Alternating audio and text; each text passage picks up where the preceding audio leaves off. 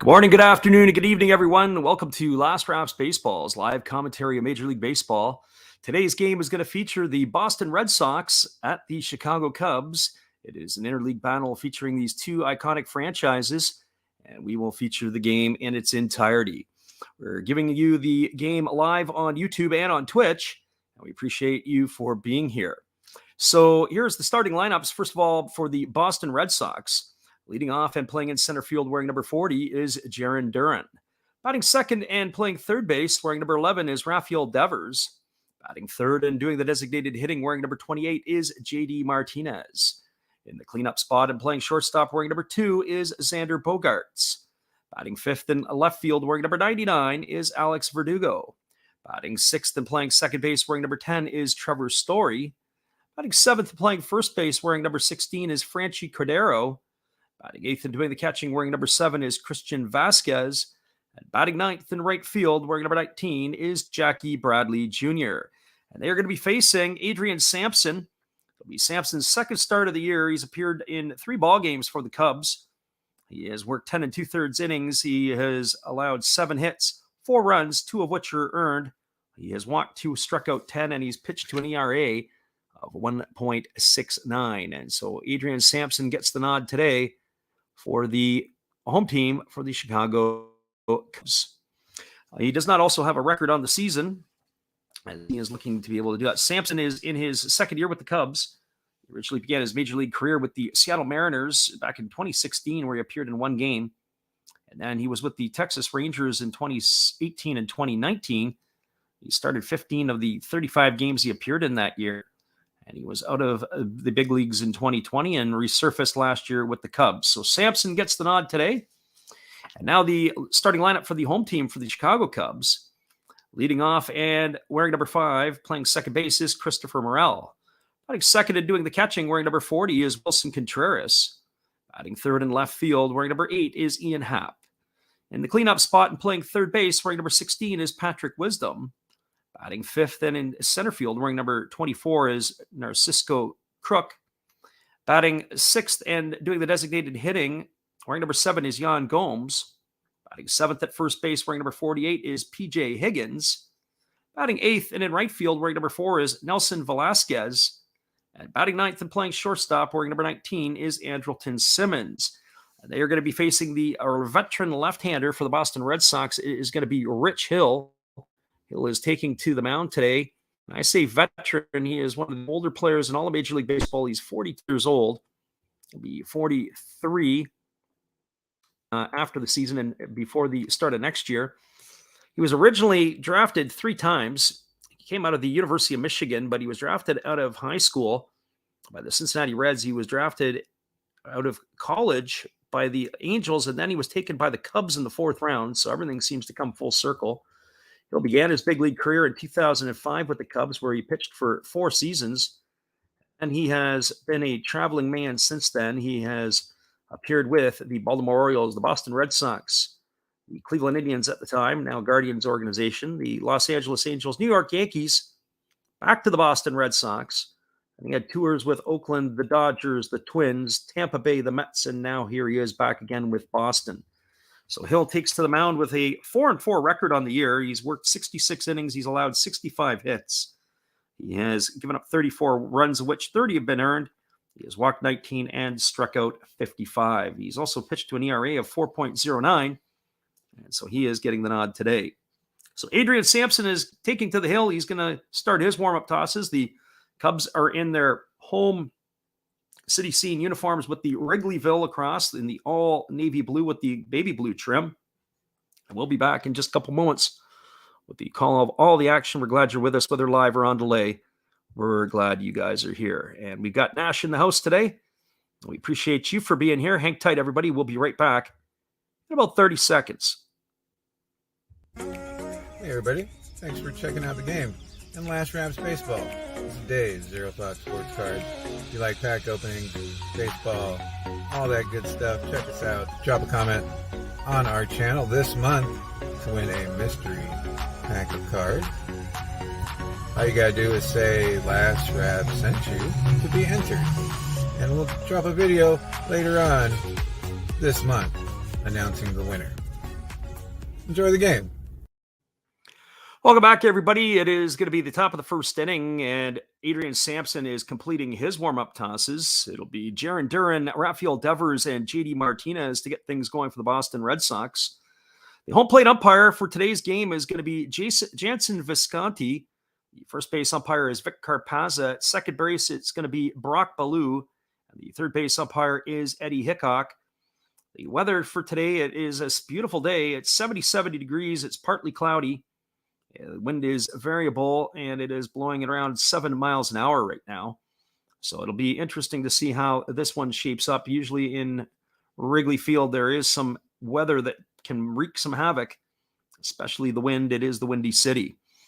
So here comes Jarren Duran, who's leading it off. Duran is batting .327 on the year. He's got no homers and 3 RBIs. He's had a much better start to this season after a bit of a rut when he came up last year. And the first pitch is a fastball delivered. It is swung on. It is drilled to straightaway center field. And looking up and watching it go into the ivy for a first pitch home run is the center fielder, Narcisco Crook. And that ball is gone. A home run for Duran to lead off the ball game. It's first of the season. And with one pitch, the Red Sox now have a 1-0 lead here in Chicago. So they are on the board, and that is going to bring up Rafael Devers. So the way to start the ball game, it was a great swing by Duran. He was right on time with the pitch. Straightaway center field, well over the 400 sign, passed over top of the ivy in the brush into the batter's eye. And there you go, 1-0 for the Red Sox. They are off and running. So here we are back to the live action. There's the breaking ball delivered. This is a swung on. This ball is belted deep to right field. If it stays fair, it's going to be trouble, but it's going to hook foul as Rafael Devers just missed a home run by himself. So 2 pitches and 2 balls that are absolutely spanked.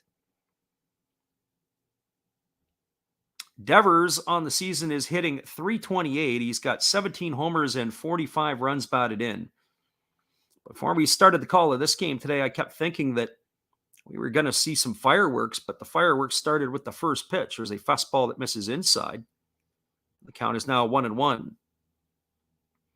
This high-octane Boston offense, a jittery Chicago Cubs pitching staff, is a recipe for a lot of runs. Here comes the 1-1 pitch. It's a fastball swung on. It is grounded over to first, fielded neatly by P.J. Higgins. He flips it over to Sampson covering, and that's going to go out as a ground out, 1-3. And that is going to be out number 1 here in the first inning. Our friend Nash asked the question. He says, did Adrian Sampson play in the KBO? And the answer to that question would be yes. Sampson did have a tour in the KBO. And he was originally, when we look at him where he ended up going into the foreign leagues, was in 2020. He was 9-12 with the Lotte club. It was his only year in the KBO, and there was a first pitch fastball that misses down for a ball, and the count is 1-0. So 1 ball and no strikes to JD Martinez. Martinez is batting .313 on the season with 8 homers and 33 runs batted in. Sampson rocks into the motion. He kicks and delivers. It's a fastball that misses down, and the count is now 2-0 to Martinez. Sampson, of course, like many pitchers, I think of players that go over, whether it be to the KBO or to the MPB, and they use it as a bounce back. Other players that I think of off the top of my head currently in Major League Baseball are Chris Flexen with the Seattle Mariners. He had left the Mets and went overseas for a couple of years, came back, had a really nice year with the Mariners last year. There's a fastball swung on and fouled away, and the count goes now to 2-1 on JD Martinez. So 2 balls and 1 strike. Sampson gets himself a new baseball. He rubs it up. He gets the sign from his catcher Contreras, and he's ready to go back to work. And he rocks and delivers, and here's the fastball swung on. This ball is belted into left field. This ball is going to get down for a base hit. It's fielded neatly by the left fielder, Ian Happ, and he fires it back in, and JD Martinez is aboard with a 1-out single. And that is going to bring up Xander Bogaerts. For Bogaerts on the season, he's batting .326. He's got 6 homers and 31 RBIs. That pitch that Martinez had, as we get the replay, he really had to keep his hands inside the ball to be able to fight that pitch off, and he was able to take it to the pull side.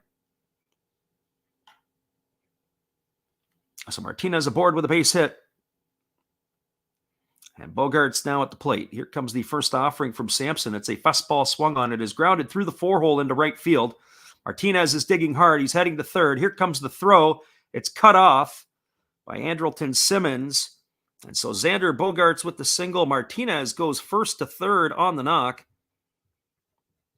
And the Red Sox have something more brewing here in the first inning as they've captured that 1-0 lead on the homer by Jarren Duran. So the Red Sox bats are coming out hot, and that'll bring up Alex Verdugo to the plate. For Verdugo on the season, he's batting .263. He's got 6 homers and 43 runs batted in.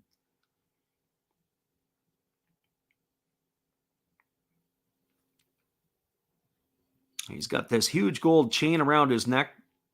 He has a very similar look to what Jock Peterson was doing with the pearl necklace last year. They've got him in a traditional position. They are in double play depth up the middle. The third baseman is even with the bag, and here comes the offering to Verdugo. It is a fastball down. They fire down to third base. And getting back in time is the base runner Martinez. Contreras was trying to catch him napping down there. He had a healthy lead and a little bit lazy on his return back to the base. Contreras tried to get him napping. So the runner at first is Bogaerts. The runner at third is Martinez. It's 1 ball and no strikes to Verdugo. And here's the pitch from Sampson. It's a fastball swung on it. It's grounded up the middle. It's fielded by Simmons. He steps on the bag for 1 over to first. It's a Cubs double play. And that is going to end the inning here in inning number 1. So for the Boston Red Sox in the inning, they got 1 run on the homer by Jarren Duran. They had 3 hits. There were no errors and 1 runner left aboard.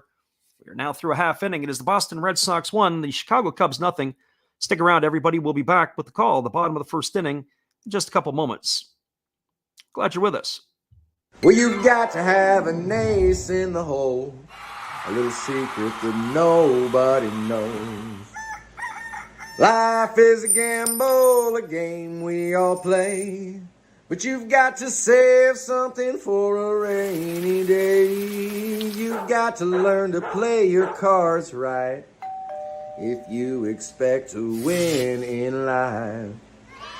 Don't put it all on the line for just 1 roll. You've got to have an ace in the hole.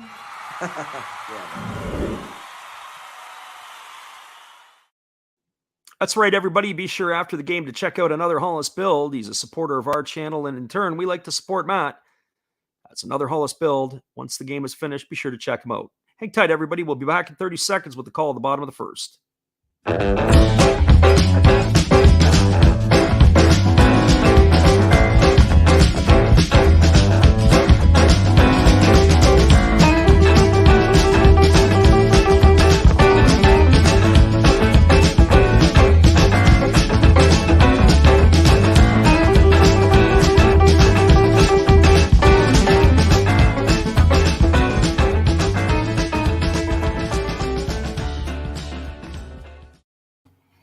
Welcome back, everybody. We're moving to the bottom of the first inning. It's going to be Christopher Morel, Wilson Contreras, and Ian Happ, the 1-2-3 hitters in the batting order to face the left-hander Rich Hill. It was the first pitch of the ball game. Jarren Duran drove to straightaway center field right into the batter's eye to put the Red Sox up 1-0. And now the Cubs are going to get their opportunity right here. Christopher Morel is getting the nod at second base today. He's got a .283 batting average, 7 homers and 20 RBIs. And he swings at a first pitch fastball and misses, and the count is quickly 0-1. Morel waggles the bat, and he takes a fastball for a ball, and the count is now 1-1. Nash says, "Happy Canada Day," and we appreciate that, and right back at you. One of our Alberta listeners. There's a breaking ball that misses inside, and the count is now 2-1 on Morel. Morel hits from the right side. He waggles the bat. He's got a slightly open stance, and he takes a fastball for a called strike. The count now runs to 2-2. I have to say fastball because I say that almost with tongue in cheek. Rich Hill doesn't really get much more than 90 miles an hour. There's a breaking ball swung on. This ball is belted to left field, but it is just going to hook foul down the left field line. It was trouble for sure. But Morel just got a little bit around the ball and hooked it into the left field seats. Down to the Bartman area, I guess if we call it that.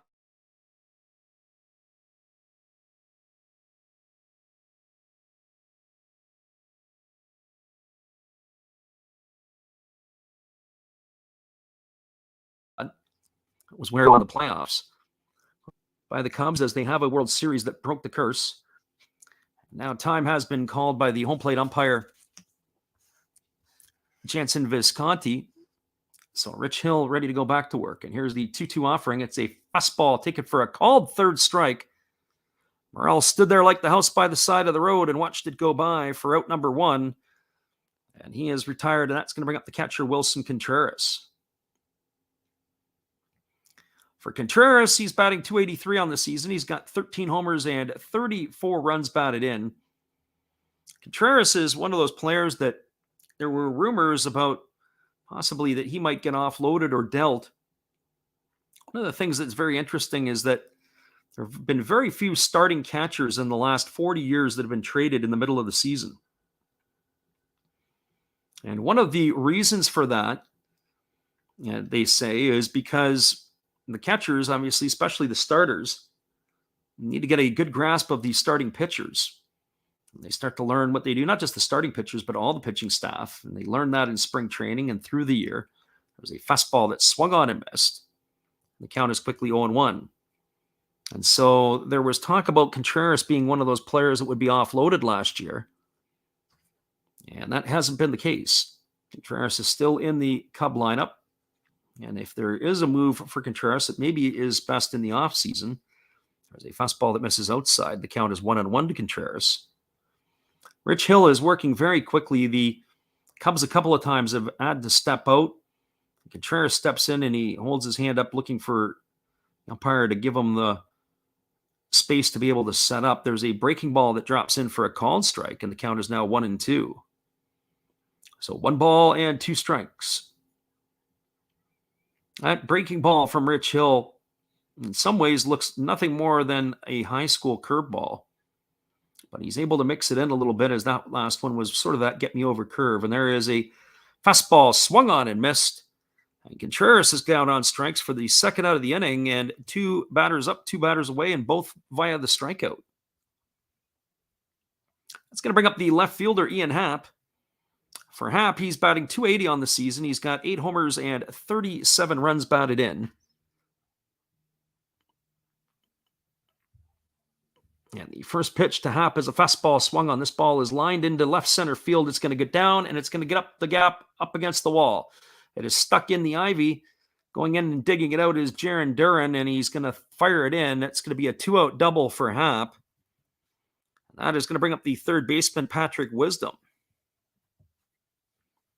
The thing about these two teams and this particular ballpark is when I saw the pitching matchup today and the game that we're going to call, I figured we're going to have to be here for a while. This is going to be a long hauler, I would think, because there is a lot of offense I would expect in this one.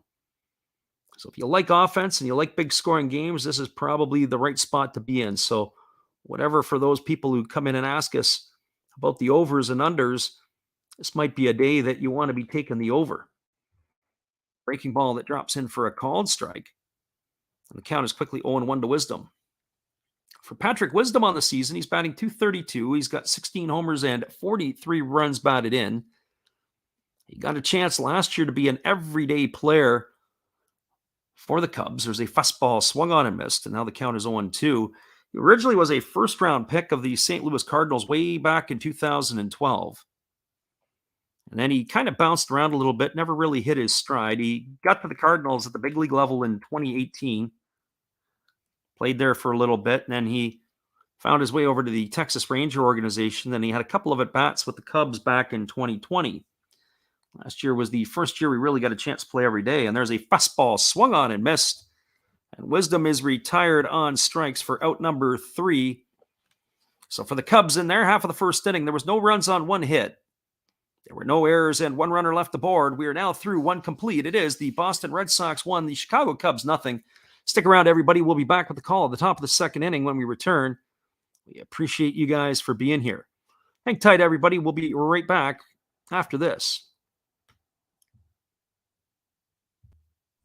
Hello, kids. Steve coming at you. It's Steve Rademacher. And if you like interesting stuff, if you like to laugh a little bit, and if you enjoy collecting, this channel's for you. If you like non-sport cards, we have them. You like pseudo-sport cards, we open them. Even if you like entire boxes of completely pointless stuff or other sports, we have everything here.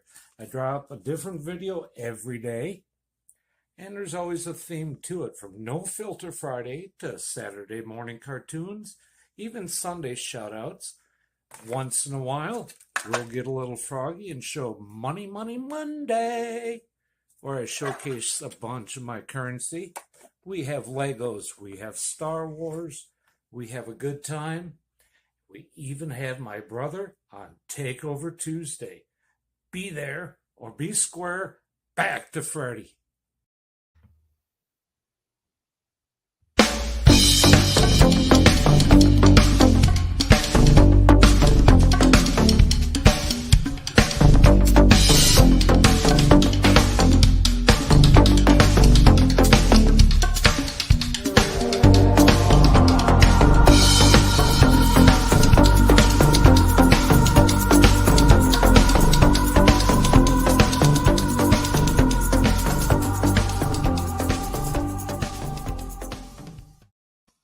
Welcome back, everybody. We're moving to the top of the second inning, where it's going to be Trevor Story, Franchi Cordero, and Christian Vasquez to face Adrian Sampson. That is the 6, 7, and 8 hitters in the batting order. And the first pitch is a fastball swung on. It is a hot shot to third, and it is booted by Wisdom over at third base. That ball had to have been come up with. It took a bit of a wicked hop, but that ball is probably one that's got to be made. We're going to wait to see if they give Story a hit or if they rule it an error. In my books, it's probably an error, but we'll wait and see what the home scorer has in mind. So Trevor Story is aboard, and that is going to bring up Franchi Cordero. The first pitch from Sampson in both innings have been absolutely scorched. The home run by Jaron Duran to begin the ball game. And that is going to go down as an E5, so that's the first error of the ball game. So here's the first offering to Cordero. It's a two-seam fastball that drops in for a called strike, and the count is quickly 0-1. So no balls and one strike to Franchi Cordero.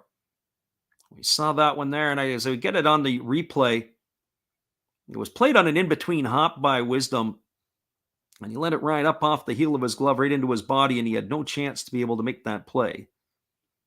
So here comes the offering. It is a fastball swung on and missed. Now the count is quickly 0-2 to Cordero. So no balls and two strikes. Patrick Wisdom defensively this season.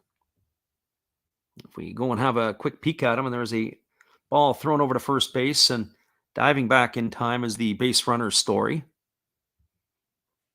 Wisdom this year has appeared in 64 games at third base, and that was his 9th error of the year. His fielding percentage coming into today's game was at 94.8%. There's a fastball that misses upstairs and away, and the count is now 1-2 to Cordero. He did finish 4th in Rookie of the Year balloting last year to Wisdom. As we said last year we were talking a little bit about him in the last half inning. When he was up at the plate, he had 28 homers last year, and he's probably on pace to eclipse that this year. Although he does lead the league right now in strikeouts, there is a changeup that is swung on and fouled away, and the count remains at 1-2 to Franchi Cordero.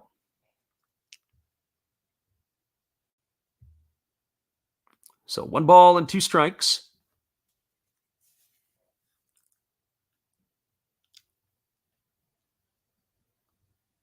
Story establishes his lead over at first. Cordero waggles the bat. He's waiting on the offering, and Sampson again throws over to first, and again Making it back in time is the base runner Story.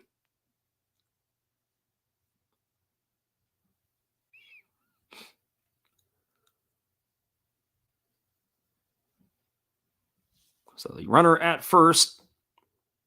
Story again, they're concerned about him. Again, they throw over, and again diving back in time. As Higgins applies the tag, there's basically three players who the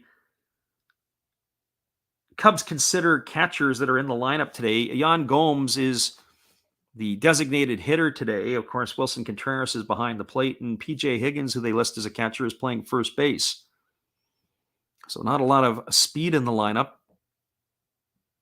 Nash said the over-under line on this game was 8.5. That might be conservative. There's a fastball swung on. This ball is lined into left field, and that is going to be a base hit for Cordero. Story advances over into second.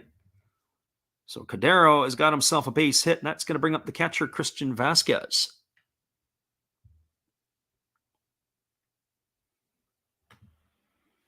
Vasquez on the season, he's batting .291. He's got 4 homers and 31 runs batted in. It was a good swing there by Cordero. So we got the replay of that one. He hit that ball into left field. So Vasquez digs in at the plate. This is his 60th appearance of the season. He waggles the bat, and he takes a fastball inside for ball one, and the count is 1-0. So 1 ball and no strikes to Christian Vasquez.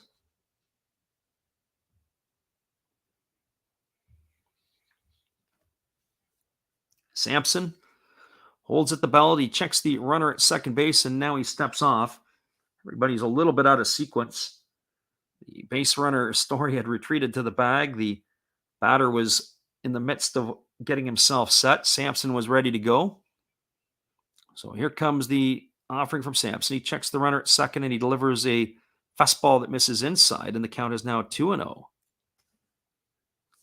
Right now, there's been no mystery of Adrian Sampson to the Red Sox. They've put the ball in play and have hit the ball hard off of him. They've already got 4 hits here.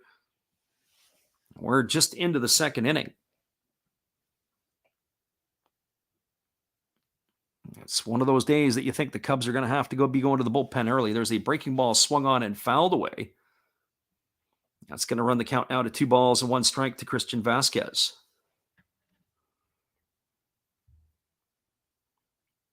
We got HEB Sports in the house, and he says hello, and we welcome you for being here. We got a beautiful afternoon for baseball at Wrigley Field. It is partly cloudy, more overcast right now than before. We've got a 2 ball and 1 strike count on Christian Vasquez. Then the Red Sox got runners at first and second. There's a breaking ball that misses down, and the count is now 3-1 to Vasquez. It is that 1-0 lead on the home run by Jarren Duran to get things going. Duran absolutely scorched the first pitch he saw from Sampson to begin the ball game. And here comes the 3-1 offering. It's a fastball swung on and fouled away. Runs the count to 3-2. I will say this. I know the Chicago Cubs are not right now what we would call a great team by any stretch of the imagination. But it is a little disappointing when the Red Sox are in town that it's not a full house at Wrigley. We know it is a Friday afternoon. These two teams here definitely are typical draws or big draws. It is not a full house at Wrigley. So here comes the 3-2 offering. And again, we've got some gamesmanship going on between the pitcher and the hitters. Both Rich Hill and Adrian Sampson want to work quickly. The hitters have stepped in. They can't seem to get themselves set. The pitchers want to deliver and keep asking for time. And we're only here on the top of the second inning. So let's get in the box and let's get this thing rolling. Here we go. Here comes the 3-2 offering to Vasquez. Sampson checks the runner at second. He checks Story again, and now he delivers. It's a fastball swung on and fouled away. It's going to reach the seats over on the first base side. That keeps the count at 3-2. So 3 balls and 2 strikes to Christian Vasquez. As we said earlier on, Nash, who was in our chat, said the over-under line on this game was 8.5. At the outset, I would probably take the over. And with the first pitch of the ball game, as we said, the Red Sox jumped out to that 1-0 lead. And here's a fastball that misses inside. And Vasquez is aboard. That's going to load the bases, and that's going to bring up Jackie Bradley Jr. So the Red Sox are kicking up their heels right now. They've got the 9-hole hitter Bradley Jr. stepping to the plate. He's appeared in 68 games this year. He's batting .207. He's got a homer and 22 runs batted in. A very good defender, or traditionally a very good defender, and he's been a good fit with the Red Sox. He had a short tour with the Brewers. And here's the first pitch from Sampson. That's a breaking ball that drops in for a called strike. The count is quickly 0-1.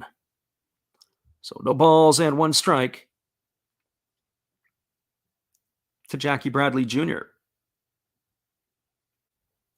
Sampson holds at the belt. He checks the runner at second. And he delivers a fastball that misses down and away, and the count is 1-1.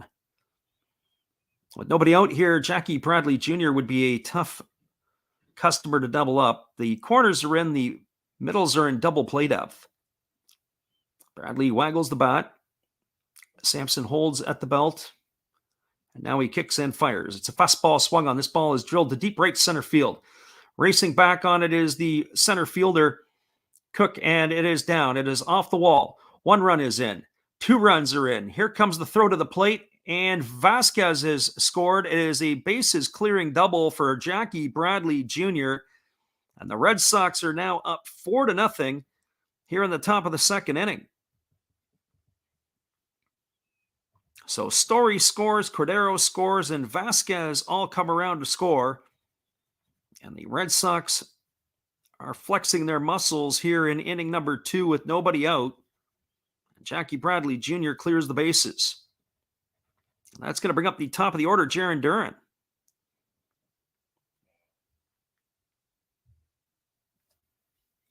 Our friend Nash says the over might hit in the 5th inning. Yeah, you might be right. The over might be in by the end of this inning at the way it keeps going. There's now a runner at second and nobody out. And Jarren Duran steps to the plate. He is 1 for 1 today. He homered to lead off the ball game. The infield has come in to have a conference with their pitcher.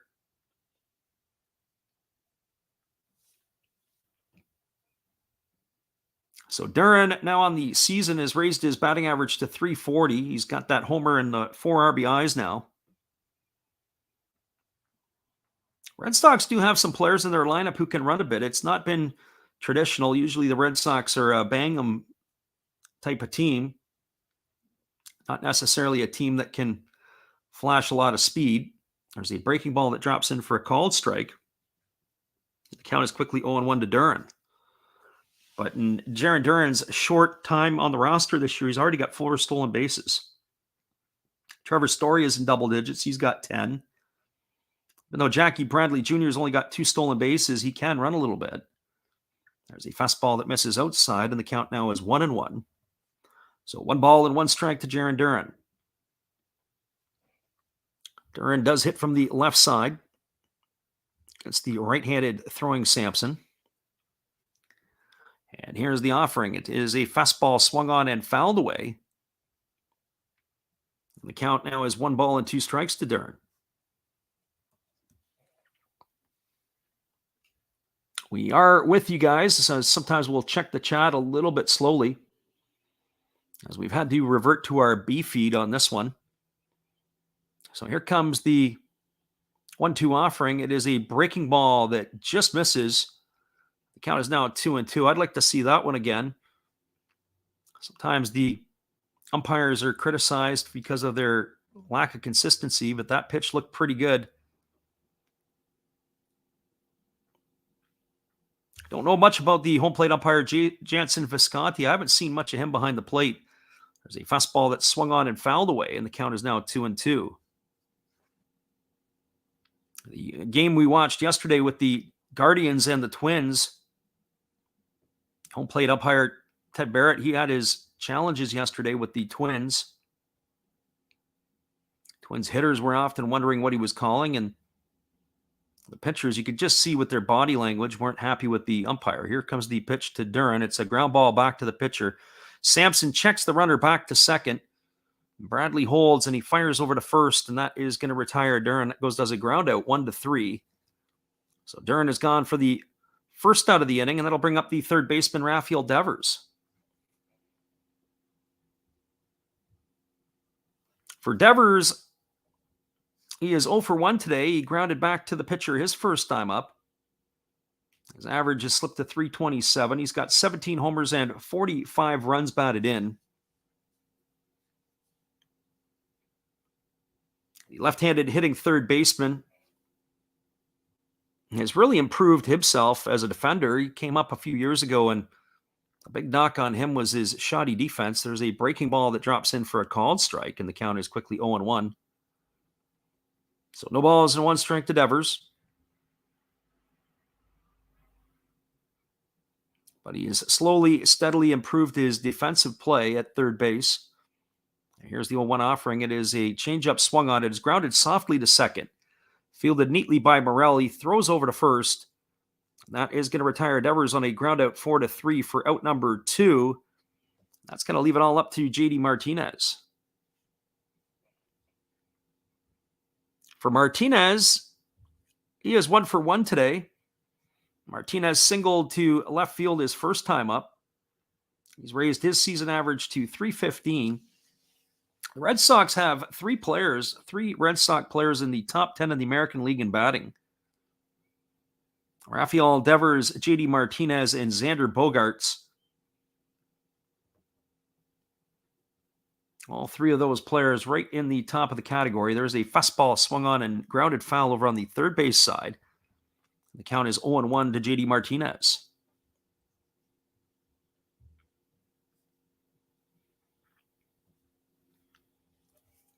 Martinez gets himself set in the batter's box. And he is waiting on the offering from Sampson. Runner at third is Bradley with 2 away here. Here's the offering. It's a breaking ball swung on and fouled straight back. Right off the mask of the catcher, Wilson Contreras. Contreras gets up quickly and he nods that he's okay. So no balls and 2 strikes to Martinez. That one would stand you up a little bit. That pitch was fouled straight back right into the mask. You can see Contreras gave the thumbs up pretty quick that he was all right. It can really shake you up if you've never experienced that before. Here comes the 0-2 pitch. And there is a changeup that is swung on and fouled away. That's grounded foul on the third base side. And the count is still 0-2 to Martinez. The Red Sox, or the potent Red Sox offense, they need to score a lot of runs because their pitching right now is not the greatest. Chris Sale is on a rehab assignment. There's a fastball swung on and missed. Martinez chased one up around the letters, and he is gone for number 3 here in the second inning. But there's been more damage and more damage done. Red Sox got 3 runs in the inning on the benefit of 2 hits. There was 1 error, and there was 1 runner left aboard. We are now through 1.5. It is the Boston Red Sox 4, the Chicago Cubs nothing. Stick around, everybody. We'll be back in just a few minutes with the call of the bottom of the second inning after this. We're glad you guys could be here with us. Hold tight. Here's our friend Matt. Good evening, ladies and gentlemen. Namaste. Hey, I hope you guys have been enjoying the game. My name is Hollis. I've got a YouTube channel called Another Hollis Build. I love baseball cards. I open up brand new product for you guys. I open up old stuff. I do breaks. I do auctions. All kinds of stuff concerning baseball. I'm Friars faithful, Padres to the end. I also love Garbage Pail Kids and my animals. I have a ton of animals. It's like a mini petting zoo here around my house. I also love my city. San Diego, baby. I'll take you all around the city and show you what's up. If you guys dig stuff like that, cruise on over and check it out. It's Another Hollis Build. If you dig it, subscribe. I'd really appreciate to have more follow me along on the journey. Hey, either way, you guys have a wonderful day or a beautiful, beautiful evening. No matter which one it is, make sure that you make it great, my friends. Big up Last Raps Baseball. Yeah, Freddie, let's go. One love and peace. Yeah, man. We appreciate you, Matt Hollis. Be sure after the game to check out Another Hollis Build, a supporter of our channel, and in turn, we like to support Matt. Hold tight, everybody. We'll be right back in 30 seconds with the call, the bottom of the second inning.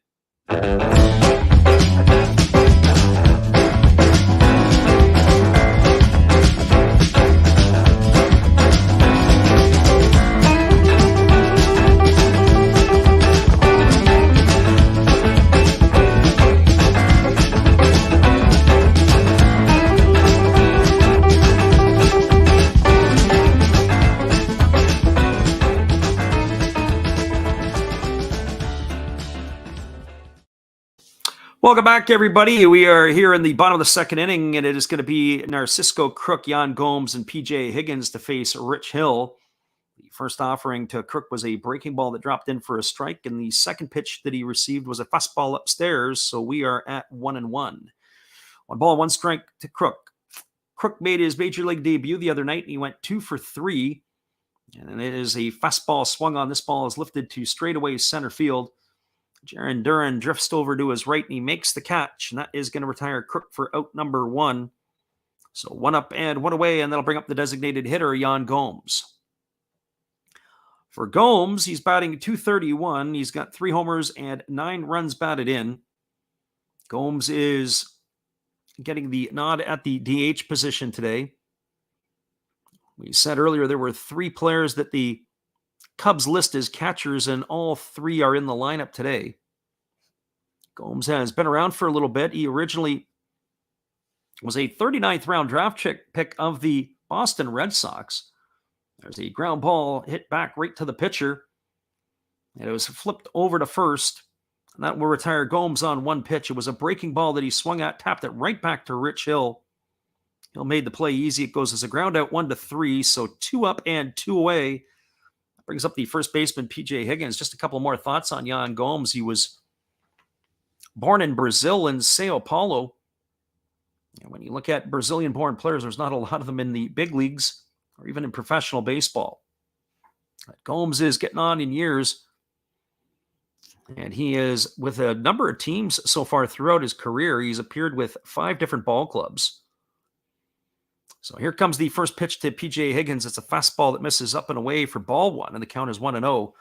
For Higgins, he's batting .304. He's got 3 homers and 11 RBIs. This is his 24th game of the season.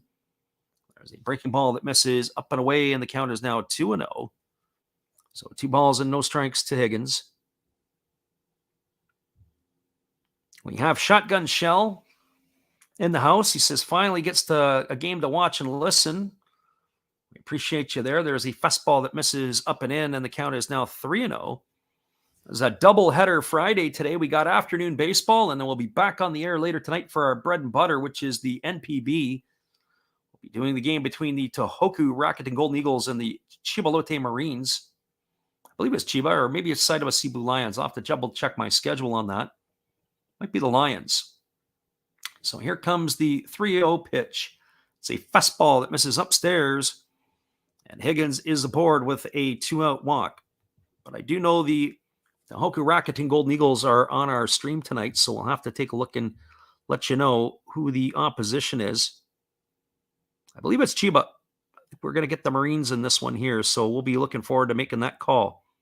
That's going to be at 10 o'clock Pacific or 1 a.m. Eastern if you are on the East Coast. So that's going to bring up Nelson Velasquez, who got the start in right field today, and he takes a breaking ball over for a called strike. The count is 0-1.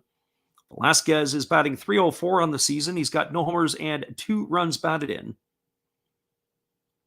They do have a shift on for him as they've got Trevor Story on the left side of second base. There's a gaping hole in right center and on the right side of the infield. Velasquez now asks for time. This has been going on for both teams, both Sampson and Hill. The hitters have been stepping out because they feel that the pitchers are trying to work too quickly. So here comes the 0-1 offering to Velasquez. It's a fastball that just misses off the outside corner, and the count is 1-1. Not only do they work quickly, but that last pitch was a slide step from Hill, so almost to the point where they're quick pitching the hitters. They're trying to time them up. Here comes the 1-1, and there's a big leg kick, and it's a breaking ball swung on. It's grounded over to third. Devers fields it neatly over to Story covering. And that is going to retire the side here for the Cubs in their half of the second. That's a ground out or a fielder's choice, 5-4 to end the inning. So for the Cubs in their half of the inning, they had no runs, there were no hits, there were no errors, and there was one runner left aboard. We are now through 2 complete. It is the Boston Red Sox 4, the Chicago Cubs nothing. Stick around, everybody. We'll be back in just a few minutes with the call of the top of the third inning. It's time to get a drink. It's time for you guys to hear our friend Steve Rademacher. Hang tight, everybody. We'll be right back. Domo arigato. Sorry if I mispronounced that. I'm new at this. Thank you for watching Last Raps Baseball. Tell all your friends and family to come check him out, ask some questions during the telecast, and give him a good sub and a thumbs up. And this is Steve coming back at you, and some new things on my channel. Star Wars figures that everybody likes. We have Mad magazines from the 1970s. We try to avoid the Noid. And for your pleasure, once in a while, we can open up Michael Jackson if you want, the cards. We have Elvis. We have Sadahar O. We love everything that is everything, so we even have the Beatles fighting with lightsabers. Look at that, John and George. Once in a while, we'll even have my brother take over my channel on a Tuesday. So once again, everybody tell your friends, come see Freddie at Last Raps Baseball. And right now, I'm going to kick it right back to you, Freddie. Thanks again, Steve. Be sure to check out Steve Rademacher after the ball game, whether it's Money Money Monday, Takeover Tuesday, or Saturday morning cartoons. He's got something for everybody. We'll be back in 30 seconds with the call at the top of the third inning. Hang tight, everybody.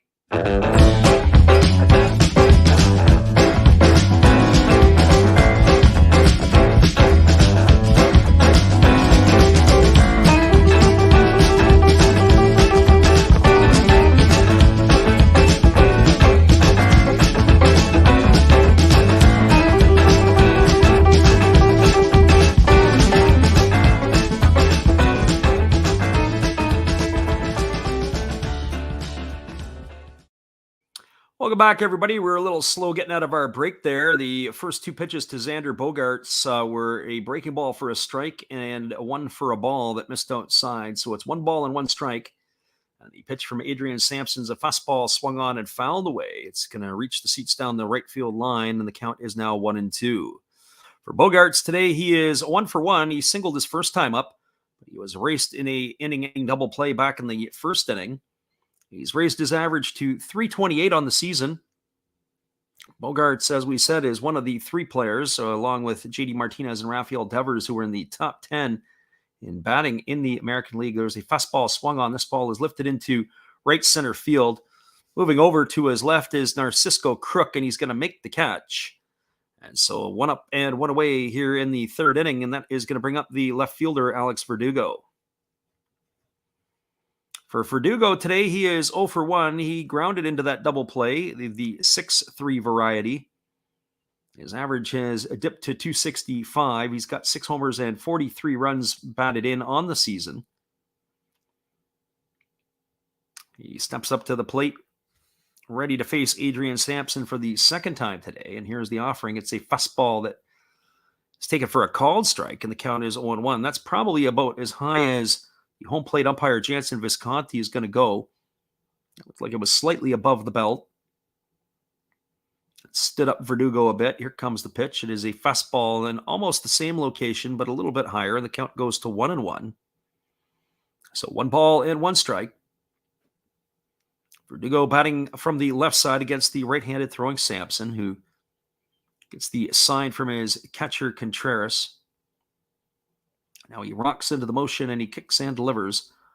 That was a changeup that misses down and away, and the count is now 2-1. The game got going early here in the first inning. On the first pitch, Jarren Duran opened that scoring with the home run. And the Red Sox added 3 more to it in the second inning. There was a changeup swung on and fouled away, and the count is now going to run to 2-2 on Verdugo. They are playing Verdugo to the pole in the infield. They've got 3 fielders to the right side. They have moved the third baseman Devers into the 6 hole. And here comes the offering from Sampson. It is a fastball swung on. It is grounded softly over to the shortstop, Andrelton Simmons, or actually that's to the second baseman, Morel. He fields it and throws to first. They moved Simmons into the rover spot in right field. So that was actually Morel fielding the ball. So it'll go as a ground out 4-3 for out number 2. That is going to bring up the second baseman, Trevor Story.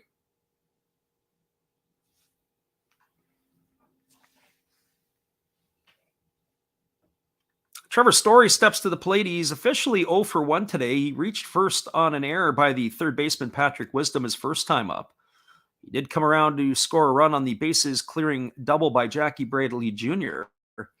And the first pitch is a fastball that misses inside, and the count is 1-0. So 1 ball and no strikes to Trevor Story. Story waggles the bat a little bit. Here comes the offering from Sampson. It is a breaking ball that is waved at and missed. And the count now goes even to 1-1. So 1 ball and 1 strike to Story. Story in his first year with the Red Sox, he's got those 12 homers and 52 RBIs. He got off to a really slow start. He started to hear some of the boo birds in Boston. There's a breaking ball that is swung on and missed, and the count now goes to 1-2. But he had a couple of really good weeks that pumped up his power numbers and his RBI total. Right now, he's on a pace where he would more than likely be a 20-20 guy for sure. He'll have to pick up his pace a little bit more if he wants to be a 30-30 guy. I think that might be a little bit out of the question. There's a fastball that misses outside. And the count now is 2-2 to Trevor Story. That last pitch, Sampson was walking off the mound. He thought he might have had a called strike 3. So 2 balls and 2 strikes. Story steps back in the box. He's ready to face the offering from the right-hander, Sampson. Sampson gets the side from his catcher, Contreras, and here comes the pitch. It is a breaking ball that is swung on and missed. And Story has gone on strikes for out number 3. So the Red Sox are retired in order here in the 3rd inning. There was no runs, no hits, no errors, and nobody left the board. We're now through 2.5. It is the Boston Red Sox 4, the Chicago Cubs nothing. Stick around, everybody. We'll be back with the call at the bottom of the 4th inning, bottom of the 3rd inning when we return. Hang tight. We're glad you guys are with us today. Here is one of our Did You Knows.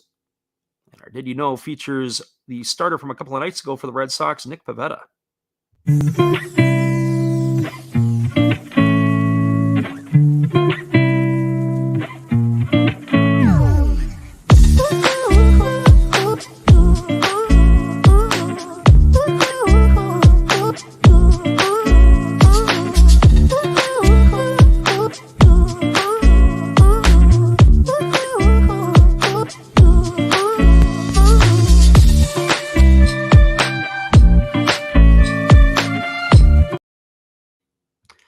Welcome back, everybody. It is going to be the bottom of the 3rd inning. In just a couple moments, we'll be back with the call.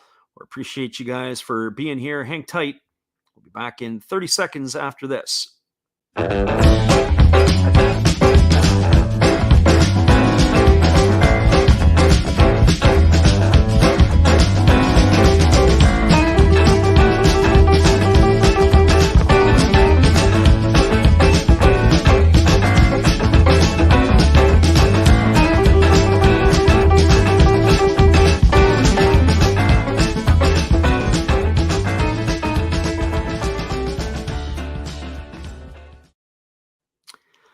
Welcome back, everybody. We're moving to the bottom of the 3rd inning. It is a 4-0 Boston lead. They are holding a stranglehold over the Cubs here early on. It'll be Andrelton Simmons, Christopher Morel, and Wilson Contreras. That means it's the 9, 1, and 2 hitters in the batting order to face the veteran left-hander Rich Hill.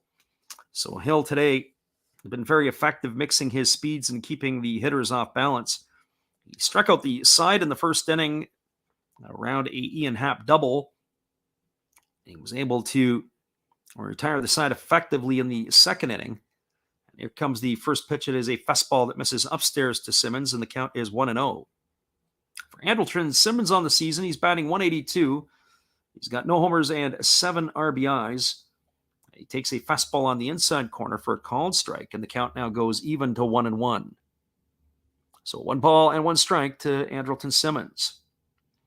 Hill back to work. He delivers a breaking ball that is swung on, and it is grounded back to the pitcher. It is flipped over to first, and they're going to take care of Simmons on that one. It was a comebacker. It was kind of weird the way it went, as the pitcher, Hill, had come off the mound to get it and flips it over to the first baseman, Cordero. That's going to go as a ground out 1-3 for out number 1. So 1 up and 1 away, and that'll bring up the second baseman, Christopher Morel. For Morel, he was one of the strikeout victims in the first inning by Rich Hill. He is 0 for 1 today. His average has slipped to .281 on the season. He's got those 7 homers and 20 RBIs.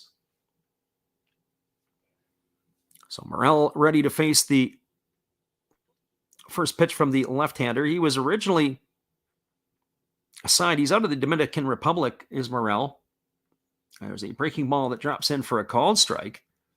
The count is 0-1. This is Morel's first year in the big leagues. It's his 41st game today. He does show some pop with the stick. There's a lot of prospects in waiting for the Cubs, and he is one of the ones that is going to get an opportunity here, or is one of the first ones to get an opportunity.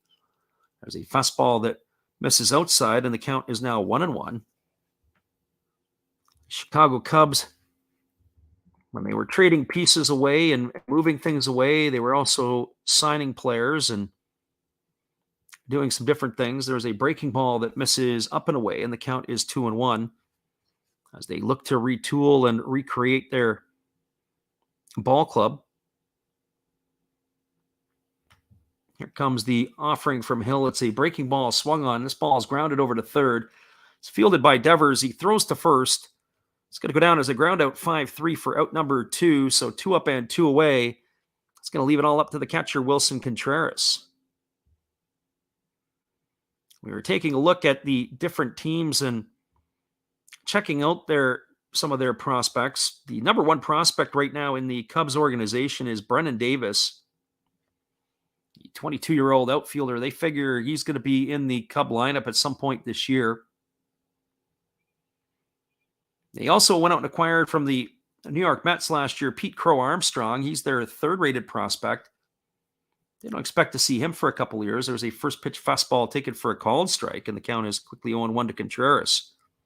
Other player that they're high on is a shortstop, Christian Hernandez, but he's still a few years away.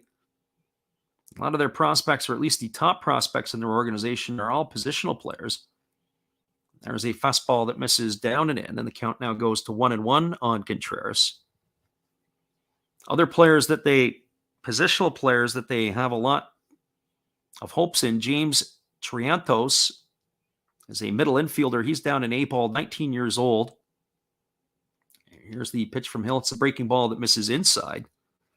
Count is 2-1. Kelvin Alcantara, another outfielder, 6'6". He only is 188 pounds. Another player, Owen Casey, or Casey, I believe is how they would say it. Canadian kid, an outfielder. He's in high A. It's a breaking ball that misses outside, and the count now is 3 balls and 1 strike to Contreras. So those are the players that they've got, a lot of positional players that they've got hopes for. As we say, there's hope on the way. Some of the pitchers that they do have 4 pitchers in the top 10 prospects, but there's nobody that really pops. There's a fastball that is swung on and missed. Runs the count now to 3-2 to Contreras.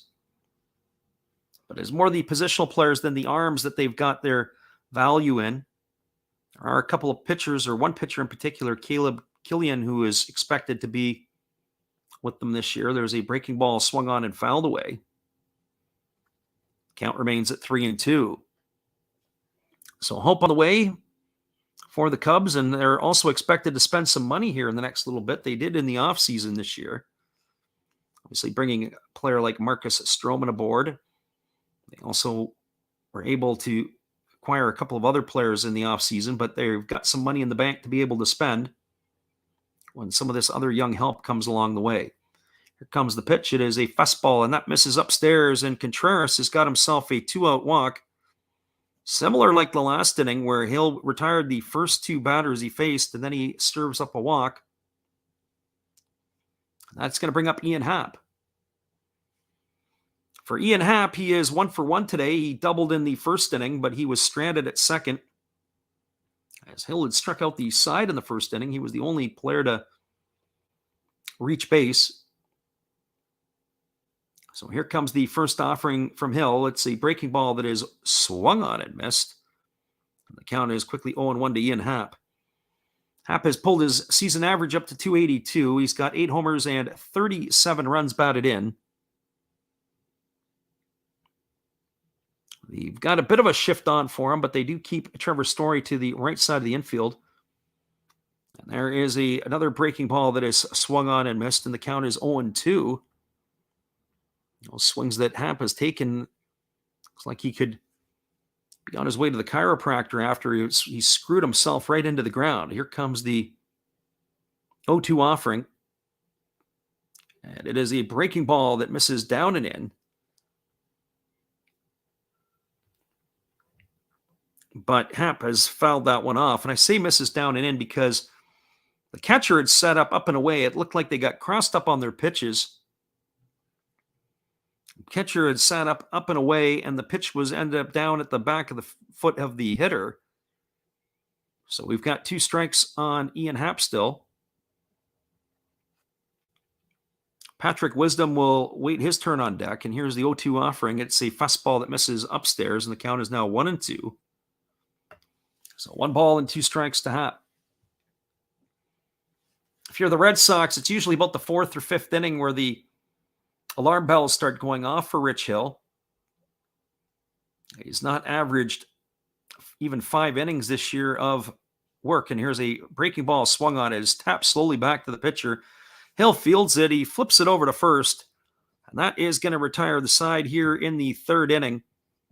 So for the Rich Hill, that's the 3rd time today that he has been involved with a play that he hasn't struck somebody out. So ground ball back to the pitcher 3 times today in 3 innings.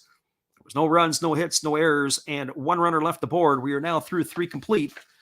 It is the Boston Red Sox 4, the Chicago Cubs nothing. Stick around, everybody. We'll be back in a couple moments. The call at the top of the 4th inning. We're glad you guys could be here. Be sure to check out our friend Steve after the ball game. Hello, guys. Thank you for joining Freddie here on his baseball game. And I'm Steve Rademacher, and my channel is really all about everybody, including all my international friends. We have such stuff as non-sport packs from Canada, the OP Cheese. We have the Greek Freak. We have money from around the world. We have Lira. We have Yen. We have francs. We have pounds. We have Deutschmarks. We have all kinds of cool stuff like that. We even have some cooler things like Japanese women wrestlers and OP-Chi baseball cards where I cannot read the back. We even have unopened material like the royal family, I know it's backwards, from London, England. Thank you for watching. Back to Freddie. Appreciate you there, Steve. We'll be back in 30 seconds with the call of the top of the 4th inning after this.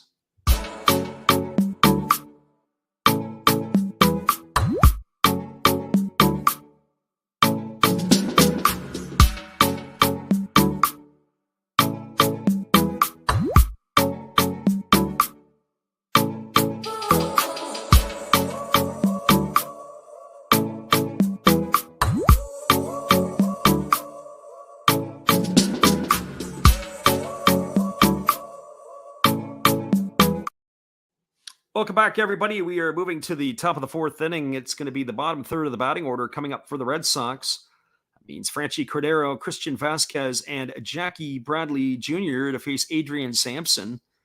who goes into the motion and he kicks and delivers. It is a breaking ball that misses outside, and the count is quickly 1-0.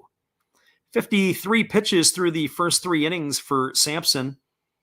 And the first pitch of the ball game was deposited just underneath the batter's eye by Jaron Duran. There's a breaking ball that misses down to Cordero, and the count is 2-0. That's how this game got it going, with some fireworks in the first.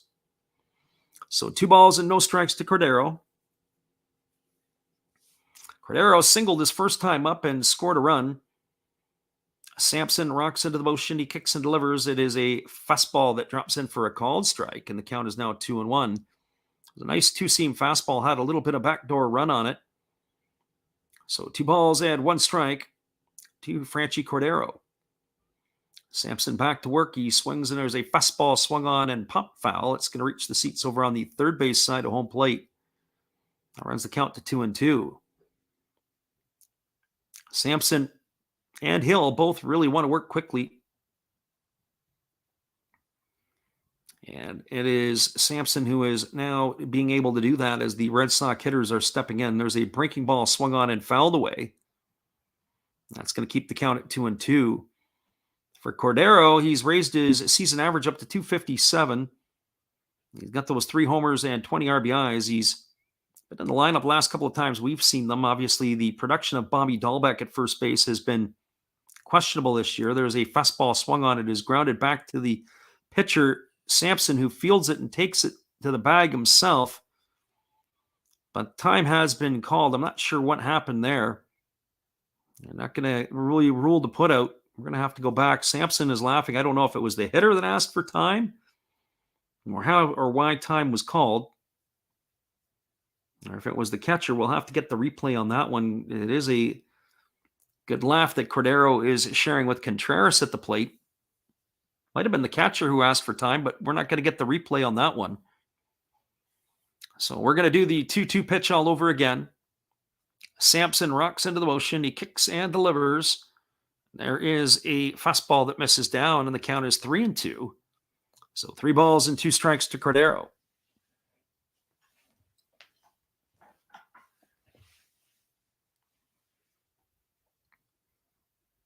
Right-hander Sampson checks the sign, and he's ready to give the 3-2 pitch to Cordero. He rocks into the motion. He kicks and he fires. It's a fastball swung on. It is belted past the second baseman into right field, and that is going to be a base hit for Cordero. He's aboard with a single here to start the 4th inning, and that'll bring up Christian Vasquez.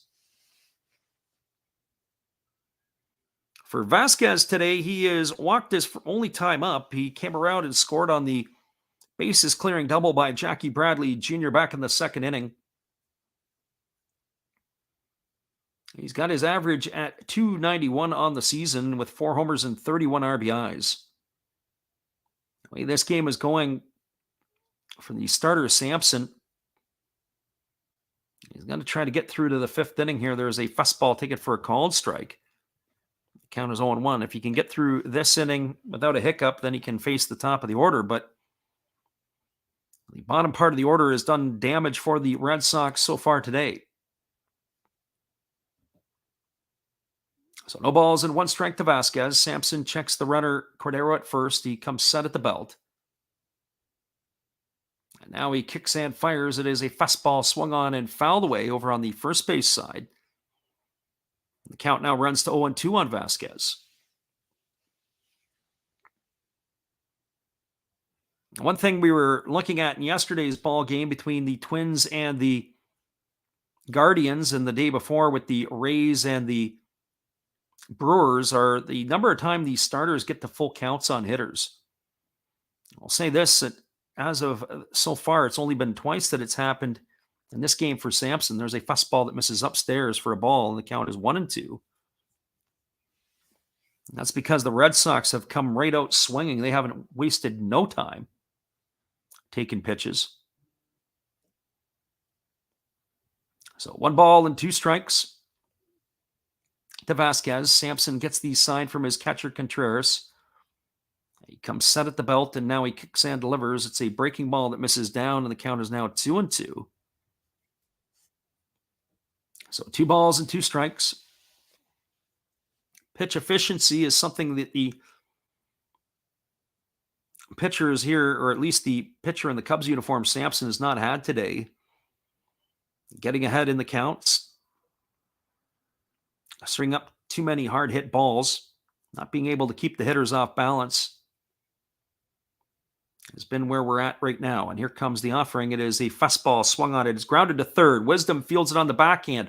Over to second, to one. Back to first. It is a Cubs double play. That's going to go down as a 5-4-3 double play. That's a big-time help for the pitcher, Sampson. And Cordero is erased on the front end. Vasquez erased on the back end. Now that's going to bring up the right fielder, Jackie Bradley Jr. So Wisdom, who kicked the ball around in the second inning to help get things going, kickstart stuff for the Red Sox, makes a really nice defensive play there. There's a first pitch breaking ball that drops in for a called strike to Jackie Bradley Jr. Patrick Wisdom, as we said, made his 9th error of the year back in the second inning, and that got things rolling for the Red Sox. There's a fastball that misses down, and the count now goes even to 1-1 on Bradley Jr. With that double in the second inning, Jackie Bradley Jr. raised his season average to 210. He's got 25 runs batted in now on the campaign. And here's the pitch. It is a changeup swung on and missed, and the count now goes to 1-2. So 1 ball and 2 strikes to Jackie Bradley Jr.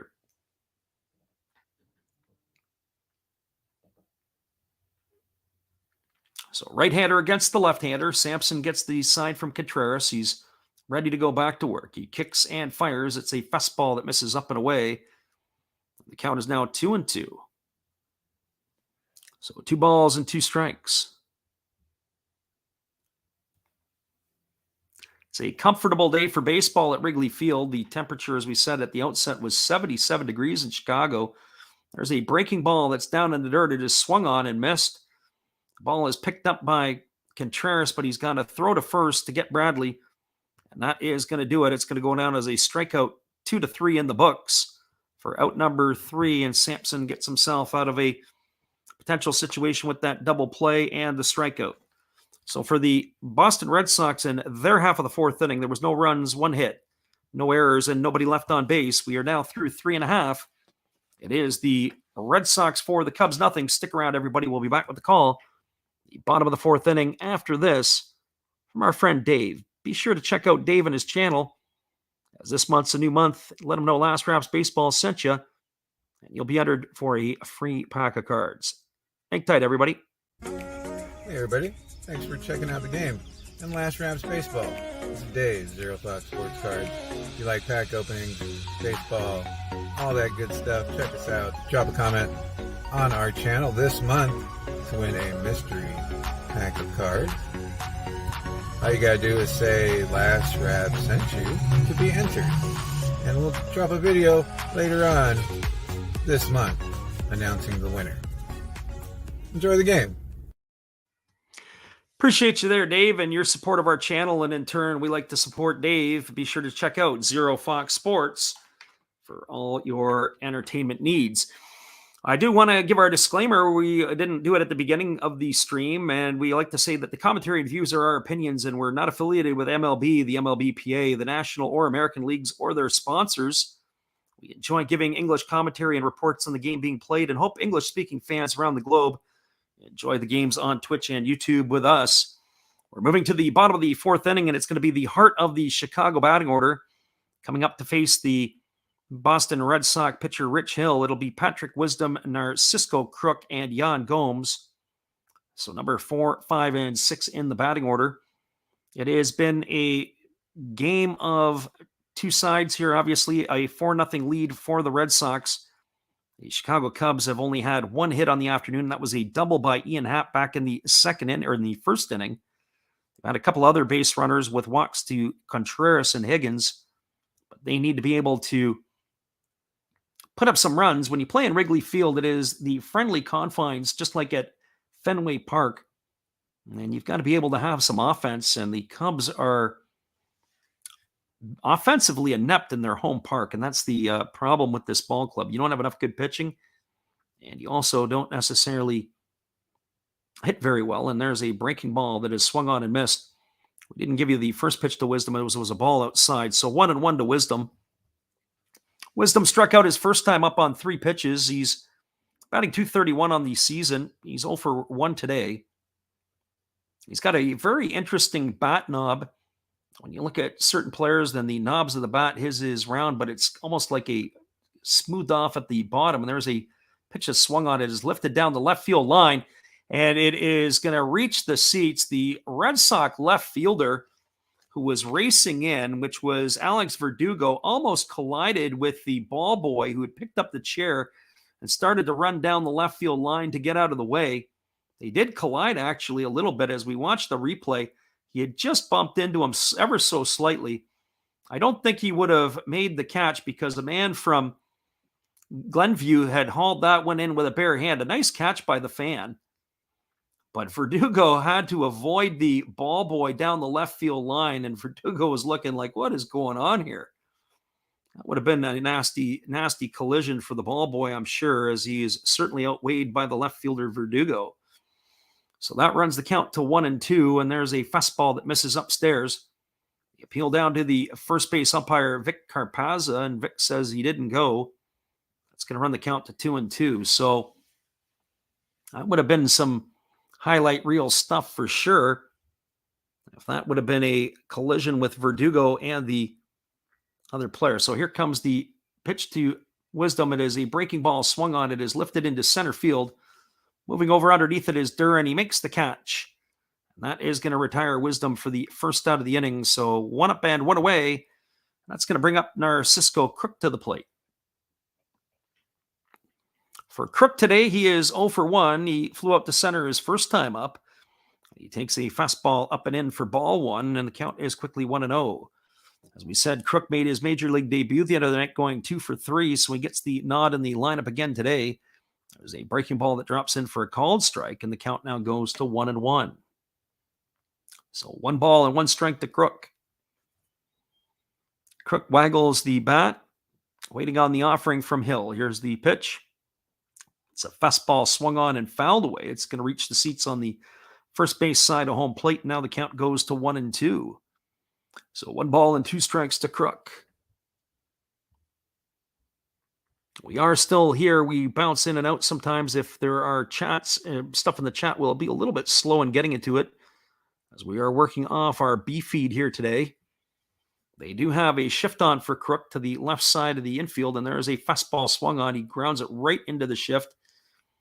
And it is Rafael Devers who fields it. He throws to first, and that is going to retire Crook on a ground out 5-3 for out number 2, and that'll bring up the designated hitter, Yan Gomes. For Gomes today, he is 0 for 1. He was one of the 3 outs we talked about earlier in the last inning. Rich Hill, aside from his 3 strikeouts, has also been involved in 3 ground ball outs. And he's got 3 assists in that category. So here comes the first pitch to Gomes. It's a breaking ball that drops in for a called strike, and the count is quickly 0-1. Pretty efficient pitching here by Rich Hill, as he only had 44 pitches through his first bit of work, and there is a fastball that is swung on and missed, and now the count goes to 0-2 on Gomes. So no balls and 2 strikes.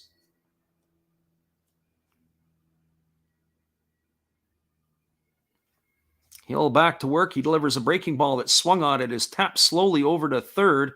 It is fielded by the third baseman, Devers. He throws to first, and that is going to be a ground out 5-3 for out number 3. So the Cubs in their half of the inning, they go quietly. There was no runs, no hits, no errors, and nobody left aboard.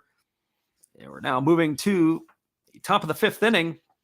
It is the Boston Red Sox 4, the Chicago Cubs nothing. Stick around, everybody. We'll be back in just a couple minutes. We're glad you guys could be here with us. Here is our friend Steve again. This is Steve Rademacher, and I'd like to introduce you to my channel if you haven't seen it before. These are all the things I enjoy: sports, autographs, relics, non-sports Hall of Famers, pseudo-sports, Star Wars. That's my channel name and my name. And I would really appreciate it if you would come check me out and maybe even subscribe if you like it. Thank you for that for now, and back to your ball game.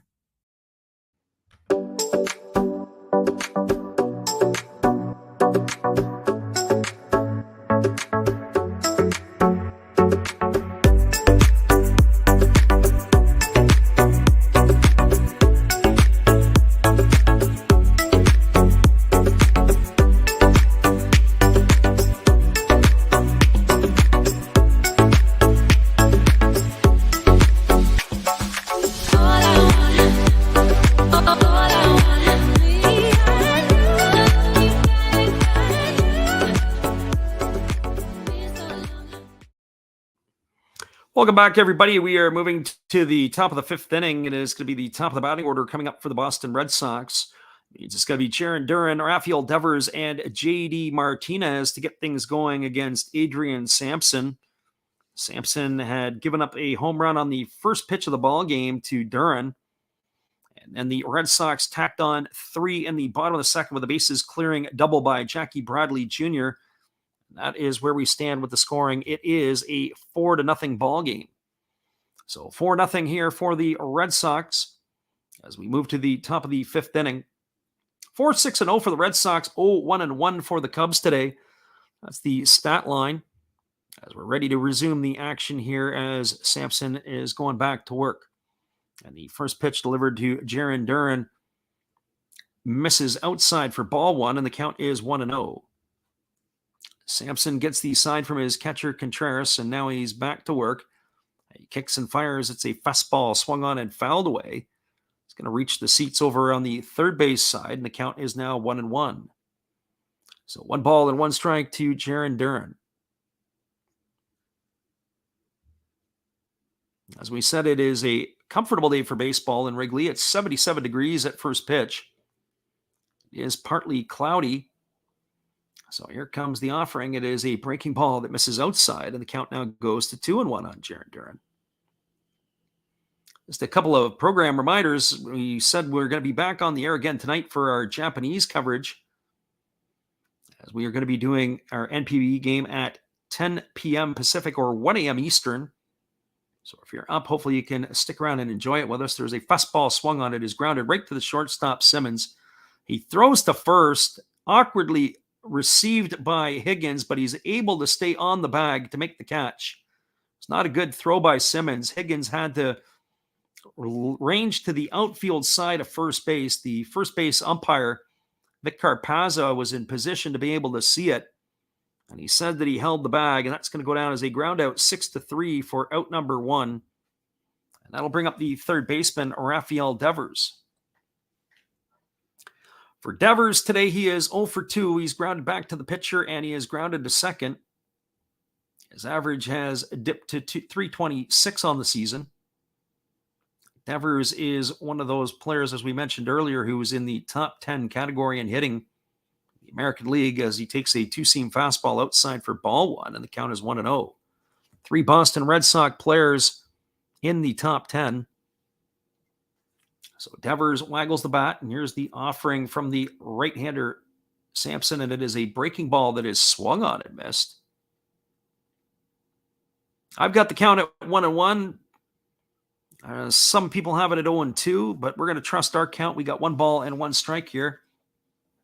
We've got a couple of different feeds. One scoreboard says 1-1. One agrees with us. One says 0-2.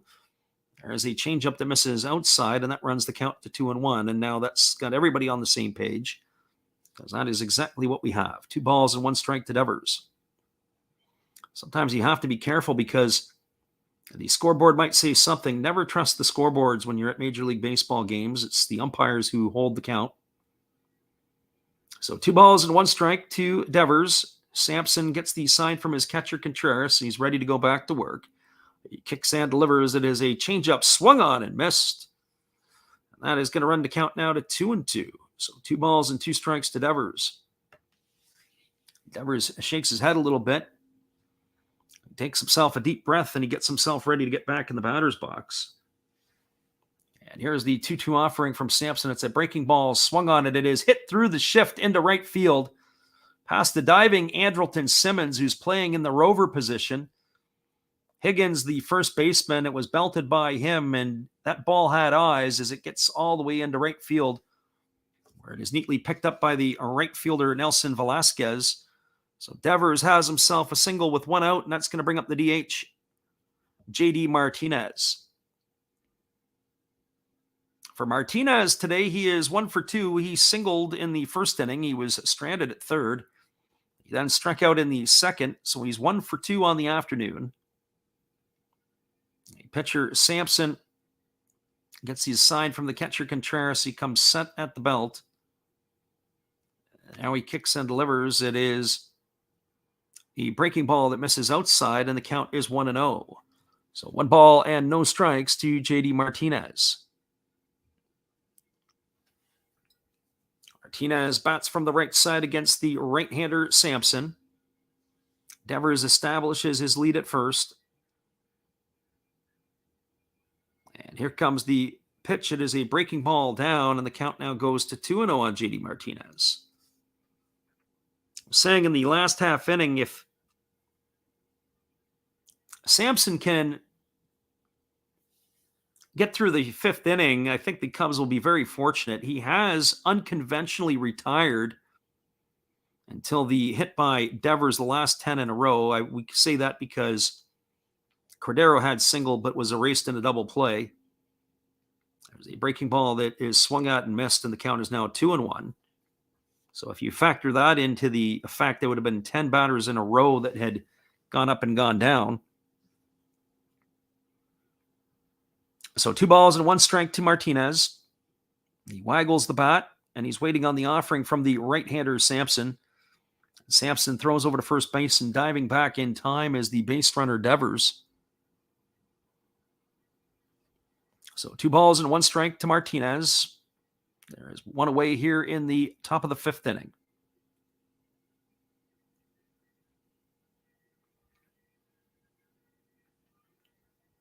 Devers establishes his lead over at first base. And here comes the offering from Sampson. It is a fastball swung on. It is belted foul down the left field line. That was very, very close to being a fair ball and into the corner. That would have been trouble for the Cubs for sure. That runs the count now to 2-2.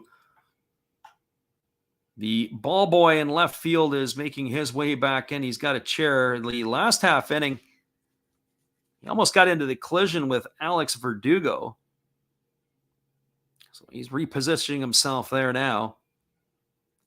So here comes the pitch. It is a fastball swung on and missed. And Martinez went chasing again. It's the 2nd time today he's been retired on strikes. He's gone for out number 2. And that is going to leave it all up to the shortstop, Xander Bogaerts. 92-mile-an-hour fastball by Adrian Sampson. It's his 4th strikeout of the ball game, and twice today to JD Martinez. So here comes Xander Bogaerts to the dish. He bats from the right side as he's waiting on the offering from Sampson, and now Sampson throws over to first. Getting back in time is the base runner Devers. Devers has only got a couple of stolen bases this year, but this might be one of those opportunities to try to get him over to second, because a base hit from Bogaerts would score him. So here comes the pitch. It is a fastball taken for a called strike. And the count is 0-1 now to Bogaerts. Bogaerts today is 1 for 2. He singled in the first, was erased on a double play. And then he flew out to center field his last time up. Sampson really settled down after that 2nd inning. Almost like the error to begin the inning was what rattled him. And then he served up a couple of hits and a walk and really put the Cubs down in trouble. There is a ground ball chopped over to the third base side. It's fielded barehanded by Sampson. He fires to first, and Bogaerts is going to be retired. That's going to go down as a ground out 1-3 for out number 3. That is going to do it for the Red Sox here in their half of the inning. We're just going to wait for a second to see if they are going to replay it. And I don't think they're going to do it. They are going to go to commercial break. That is a ground out 1-3. So there was no runs, 1 hit, no errors, and 1 runner left aboard. We're through 4.5. It is the Boston Red Sox 4, the Chicago Cubs nothing. Stick around, everybody. We'll be back with the call. The bottom of the 5th inning in just a couple moments. We're glad you guys could pop in here with us today. Here is our friend Steve again. Hey guys, and thank you, Freddie. Steve coming back at you. That's right, Steve Rademacher. I would like to thank each and every one of you that is tuned into my channel. And today, let's do a little shout out for some other great channels you should be watching. There is WVogs 18. There's Big D's Sports and Collectibles. You all know another Hollis build. Why not Like Father, Like Son? That's a great duo that does some great stuff. It shows some great cards. And of course, the one and only Bud Stoney, creators of One of Ones. The creator of One of Ones, and they're all signed on the back. Bud Stoney, One of One, like this beautiful Robin Yount that he made for me. He made me another Robin Yount, this time mini, and a Christian Yelich mini. Great cards, and he does more than cards. We have darts of Hulk Hogan and many other things. So give them a look-see and give me another look-see. Subscribers are always welcome, and back to Freddie. Appreciate you there, Steve. We'll be back in 30 seconds with the call at the bottom of the 5th inning. We're glad you could be here with us today. It is 4-0 Boston over the Cubs. We'll be right back.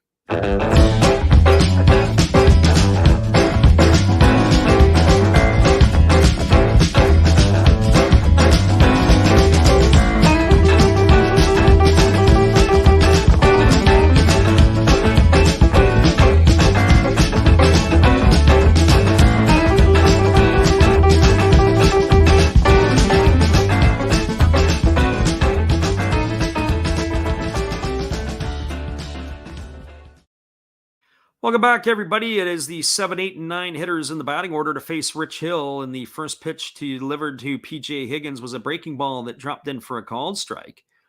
And Hill goes back to work, and he delivers another breaking ball that misses down and in, and the count is 1-1. Only 56 pitches for Rich Hill through the first 4 innings of work. He's got a lot left in the tank here as we enter into the 5th inning. He has not gone more than 5 innings a lot this season, and there's a fastball that just misses up and away, and the count is 2-1. As we said at the outset, he has appeared this season for the Red Sox. He has pitched this year in 66 innings in those 14 starts. He does not quite get through to the 5th inning or 5th inning completely. So here comes the 2-1 offering. It's a breaking ball that misses inside. Count is now 3-1 to P.J. Higgins. Higgins, his first time up, walked, and he was raced on a fielder's choice. Here's the 3-1 delivery. It's a fastball that misses in. And Higgins is aboard for the second time today via base on balls. That is going to bring up the right fielder, Nelson Velasquez. For Velasquez, he bounced into that fielder's choice his first time up. And he is waiting on the first offering here from Rich Hill as he gets himself into the batter's box. He steps in.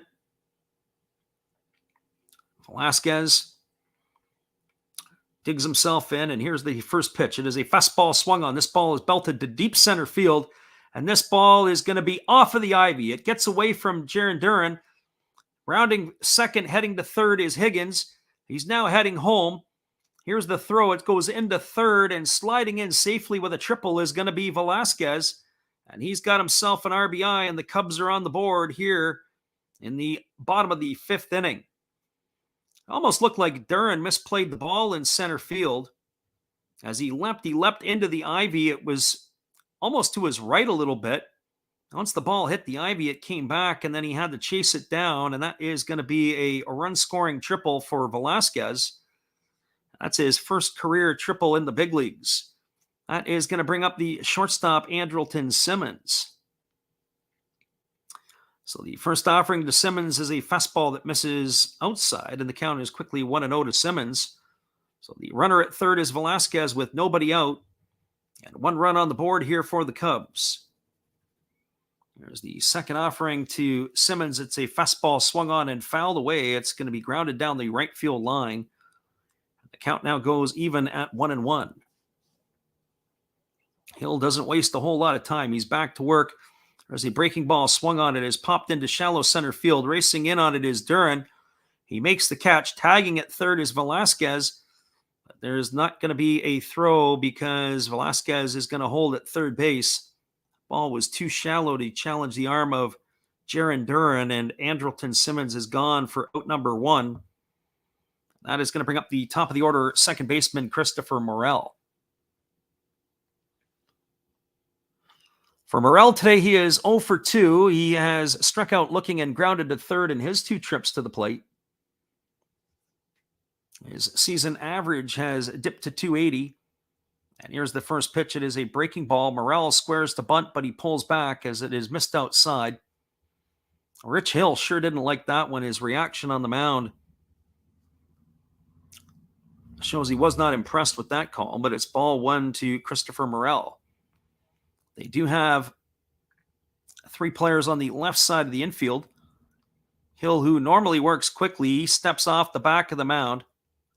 He goes and picks up the rosin bag. And now Alex Cora is on his way out of the dugout, and he's asking for the trainer to come. They're going to go have a look at the veteran left-hander. Not sure what happened. I thought it might have been a reaction to the umpire's call. And just the way that he landed. And we're going to take another look at this again. So the pitch he took the pitch. He fell off to the side toward third base, but he landed on his knee funny, and he was grabbing toward his left kneecap. So he's asked for the trainer, and they've asked for everybody to come out. So he's going to get a couple of pitches here and see if he can continue.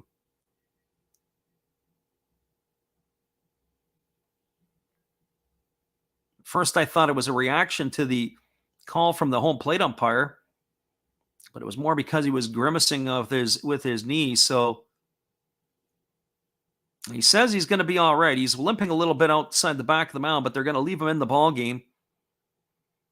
And Alex Cora jogs off, as does the trainer, and it's 1 ball and no strikes to Morel. So Hill is walking gingerly around on the mound. There's the living room who's in the house today.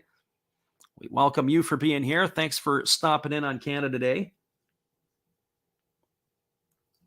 Make sure you bring your bagpipes for tonight's game, as we're going to be doing the Japanese game later on. There's a first pitch fastball delivered to Morel that misses outside. Now the count is 2-0. So 2 balls and no strikes. And here's the offering. It is a breaking ball that is swung on and fouled away. And the count now goes to 2-1 on Christopher Morel.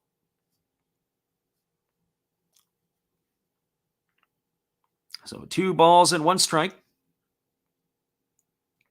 The runner at third is Velasquez.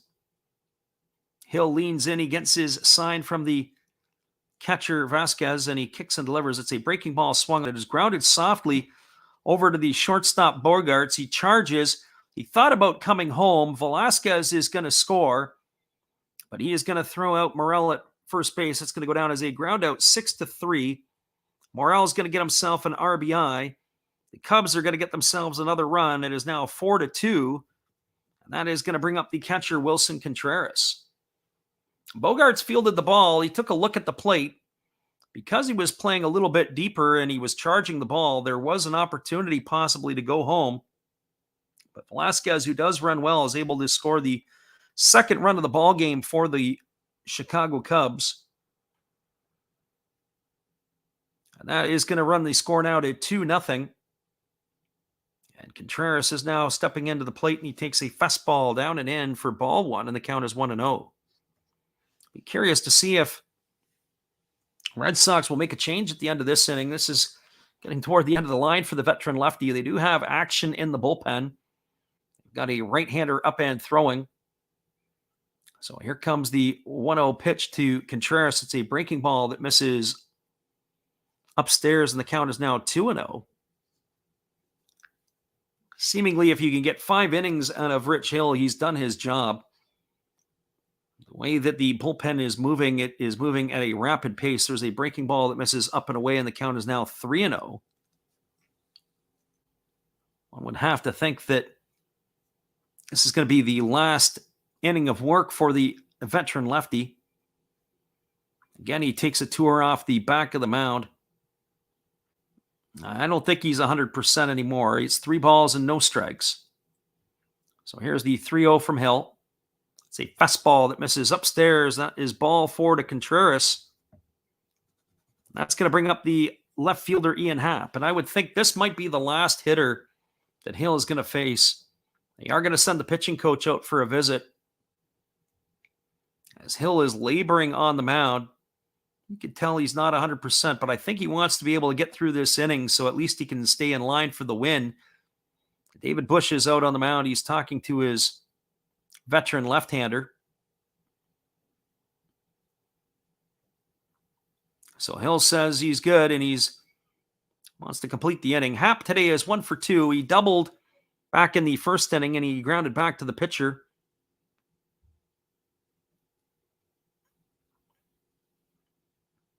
Our living room says bagpipes in Glasgow, the new NPB expansion team. Yeah, there you go. Possibly will be. So there's a first pitch breaking ball swung on. It is grounded past the diving first baseman, Cordero. It's into right field. Stopping at second is the base runner, Contreras. And Happ is aboard with his second hit of the ball game. And that's going to bring up the third baseman, Patrick Wisdom. So Wisdom today is 0 for 2. He has struck out and he has flown out. And he comes to bat with 2 out here in the 5th inning. Looking to get the Cubs all the way back into this one. 74 pitches now for the veteran Hill. There's 2 away here in the bottom of the 5th inning. Wisdom getting 230 on the season with those 16 homers and 43 runs batted in.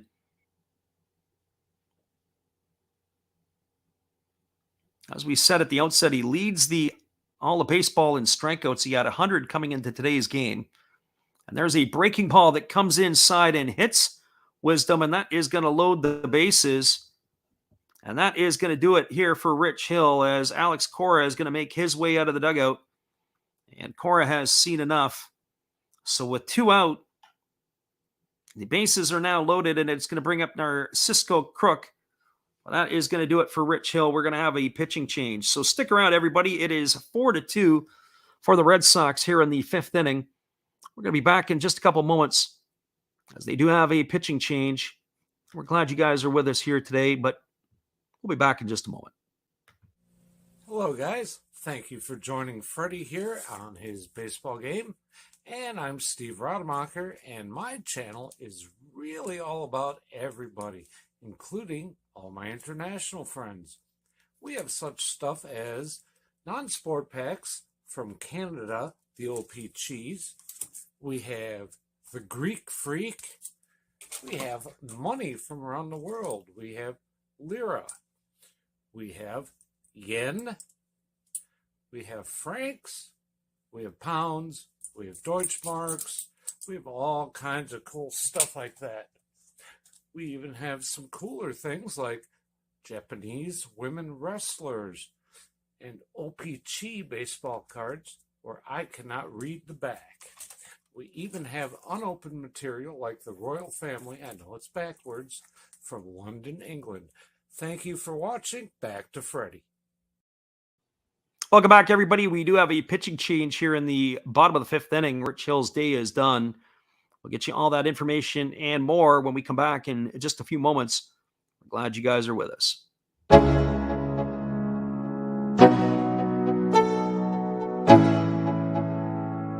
Let's go.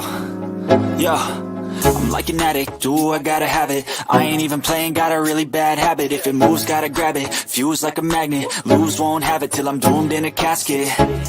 I ain't playing, got a weird mind. If you work 8 hours, I'ma work 9. If the shoot tastes sour, you should taste mine. I'ma stay in power for a long time. get up, nah, I ain't a quitter. Toss me the ball, I'm a really big hitter. Big picture, I'm a straight killer. Rising the song to the highest bidder. Got juice, got gas, I'ma move fast. New shoes, new tracks, like who's that? I'm new, come back, better than last. Yeah, it's a new me, never gonna... Welcome back, everybody. We do have a pitching change for the Boston Red Sox. Tyler Danish is coming into the ball game. He is appearing in his 24th ball game of the season. He is 2-1 on the year. He's got 27 innings pitched. He's allowed 22 hits, 14 runs, 13 which have been earned. He has walked 5 and struck out 22. So Danish on in relief of Rich Hill. And we're ready to get this one back underway. And so Danish gets the sign from his catcher, and the first pitch is a breaking ball delivered to Narcisco Cook down, and it is 1-0. The bases are loaded. They're full of Cubs. Contreras, the runner, at third, Happ at second, and Wisdom at first. Now, time has been called as the home plate umpire, Jason Visconti, has stepped out. And actually, we have a pinch hitter on our hand for Narcisco Cook. It is Rafael Ortega has entered the game. And Ortega takes a breaking ball over for a called strike, and the count is 1-1. Ortega's got a .261 batting average on the season as he steps into pinch hit for Crook, who is done for the day. So bases loaded. They weren't going to leave it to the rookie with a game and a half under his belt. There's a breaking ball that misses inside, and the count now is 2-1. So 2 balls and 1 strike to Ortega. Ortega bats from the left side. He's going to get a good pitch to hit here, you would think, from Danish. This is where this game is about to get exciting. The bullpens for both teams are definitely not the top quality that we would see from some of the other teams. There's a breaking ball swung on and missed.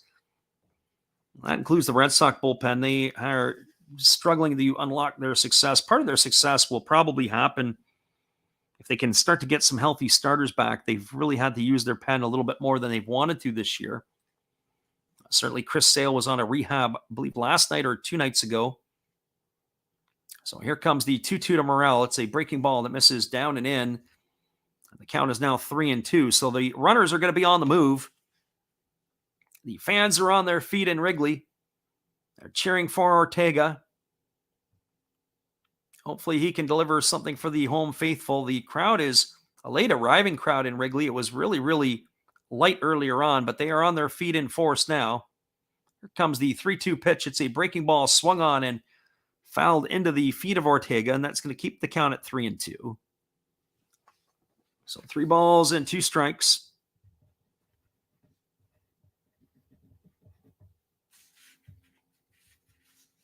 Danish in a pressure cooker position right here, trying to retire the third out of the inning, as the Cubs already have 2 runs on the board, and they're looking to add more here with the bases loaded. Danish gets the sign from his catcher, Velasquez.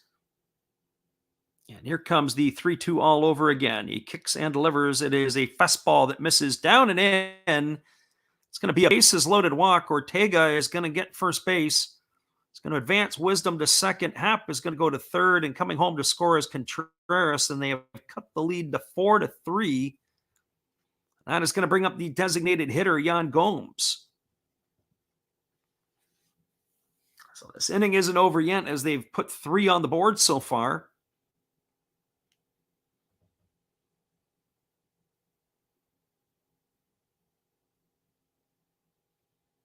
So Danish walks the first guy that he faces. And is this going to be a pinch hitter here as well? We're going to take a look. Looks like we are going to have ourselves a pinch hitter for Yan Gomes. It's going to be Alfonso Rivas coming up to bat. Rivas is hitting .225 on the season. He's got himself 3 homers. And here's the first offering to Rivas. It's a fastball that misses outside, and the count is 1-0. Rivas does have some juice in the stick. As we said, he's got 22 RBIs on the season. This is his 50th appearance for the Cubs. David Ross has gone to his bench early here. And here's the offering. It is a breaking ball that is swung on and checked foul. Rivas checked his swing, couldn't hold up, and the count is now 1-1. It's kind of weird because the catcher for the Red Sox looked like he was coming up wanting to backpick. We're going to get the replay on it. He fouled it off and ended up coming up and fouling it off of Velasquez. So here comes a 1-1 offering now from Danish. He kicks and delivers. It is a breaking ball swung on. This ball is belted to deep right center field. Moving back onto the warning track is Duran, and he's going to haul it in. Rivas got everybody to their feet. He sent it a long way, but it's going to be a long out to center field. And that is going to do it for the Cubs in their half of the fifth inning. So for the Cubs in their half of the fifth, they had 3 runs on 2 hits. There was no errors, and there was 3 runners left aboard. We are now through 5 complete innings. It is the Boston Red Sox 4, the Chicago Cubs 3. Stick around, everybody. We'll be back with the call at the top of the 6th inning after this when we return. This from our friend Steve. Hello, and we'll be right back to Last Reps Baseball after this brief message from me, Steve Rademacher. Thank you all for watching my channel and supporting me. Thank you all for supporting Freddie in Last Reps Baseball. He does an awesome job commentating. And to show you some more stuff that you could see on my channel, we have shiny Pokemon cards. We have Hall of Fame quarterbacks like Brett Favre. We have Bo Jackson playing baseball. That's right. That's his rookie card. Very nice. We even have gold. We have gold. We have wrestlers. That's Rowdy Piper. And yes, we even have Jason Stokes and many ways to destroy him. So now, thank you again. Back to your regular program with your host, Last Reps Baseball. Appreciate you there, Steve, and your support of our channel. And in turn, we like to support Steve Rademacher after the game. Be sure to go check him out for everything that you may need. It's Money Monday, Takeover Tuesday, or whether it be his Sunday shoutouts or his Saturday morning cartoons, he's got something for everyone. Well, it is going to be moving to the top of the 6th inning. It'll be the 5, 6, and 7 hitters coming up to bat for Boston: Verdugo, Story, and Cordero. And we have a ball game on our hands now as the Red Sox jumped out to a 4-0 lead.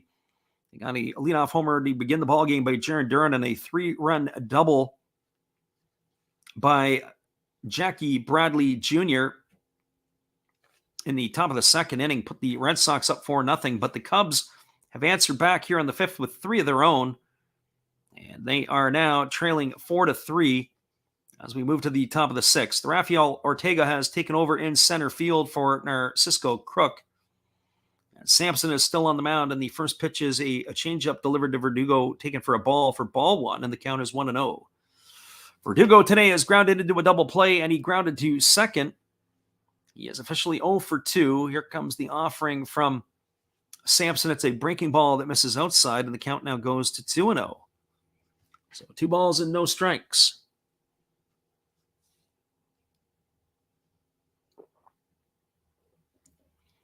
Verdugo waiting on the offering from the righty Sampson, and that's a fastball that misses outside, and the count now goes to 3-0. It was 87 pitches through 5 innings for Sampson. So he's getting near the end of his leash, one would think.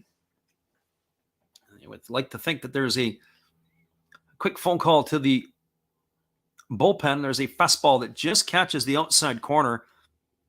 By Verdugo's reaction, you could tell he didn't like that one. It looked like it was off the outside corner of the plate. So 3 balls and 1 strike to Alex Verdugo. Sampson gets the sign. He rocks into the motion and delivers. It's a fastball swung on and missed. Now the count goes to 3-2. I will say this today about Adrian Sampson. He has been able to keep the ball in play. So here's the 3-2 to Verdugo. It's a fastball swung on, balls lifted into shallow center field. Racing hard in on it is Ortega. He slides and he makes the catch. And Verdugo is gone for out number 1, so Sampson comes all the way back. Say Sampson hasn't really walked too many guys today. He's only allowed the one walk to Christian Vasquez. Everything else he's been able to keep in check. They did hit him hard in the first couple innings, but he's found a way now to keep them off balance. He's getting some good defense behind him now, so that is one away, and that'll bring up the second baseman, Trevor Story. For Story, he is officially 0 for 2 today. He reached on an error and scored a run, and he struck out his second time up, and he swings at a breaking ball, and the count is quickly 0-1. So this game looked like it could be a runaway early. Sampson looked like he was getting himself into some trouble, but he's really settled down after that second inning. So no ball, 1 strike pitch to Story. It's a fastball swung on and fouled away. It's going to reach the seats behind home plate on the first base side. That's going to run the count to 0-2. So no balls and 2 strikes.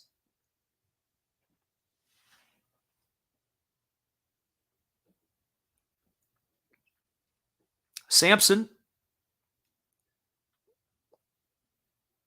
ready to go back to work. He gets onto the mound and he's getting the sign from his catcher Contreras. He kicks and delivers. It's a breaking ball swung on and fouled away.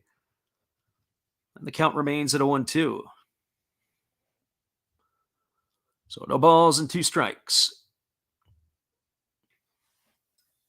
David Ross will be curious to keep an eye how long he leaves him in here. I would think they're on high alert down in the bullpen, try to get through this inning.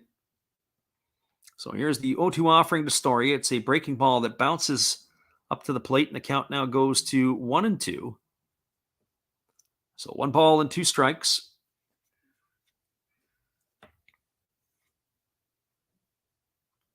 Sampson, as we said, really settled down, other than he's only allowed 2 hits since the double by Jackie Bradley Jr. There is action in the Cubs bullpen. They have a left-hander up and throwing. Here comes the offering from Sampson. It's a fastball that just misses off the outside corner. The count goes to 2-2. So 2 balls and 2 strikes to Story.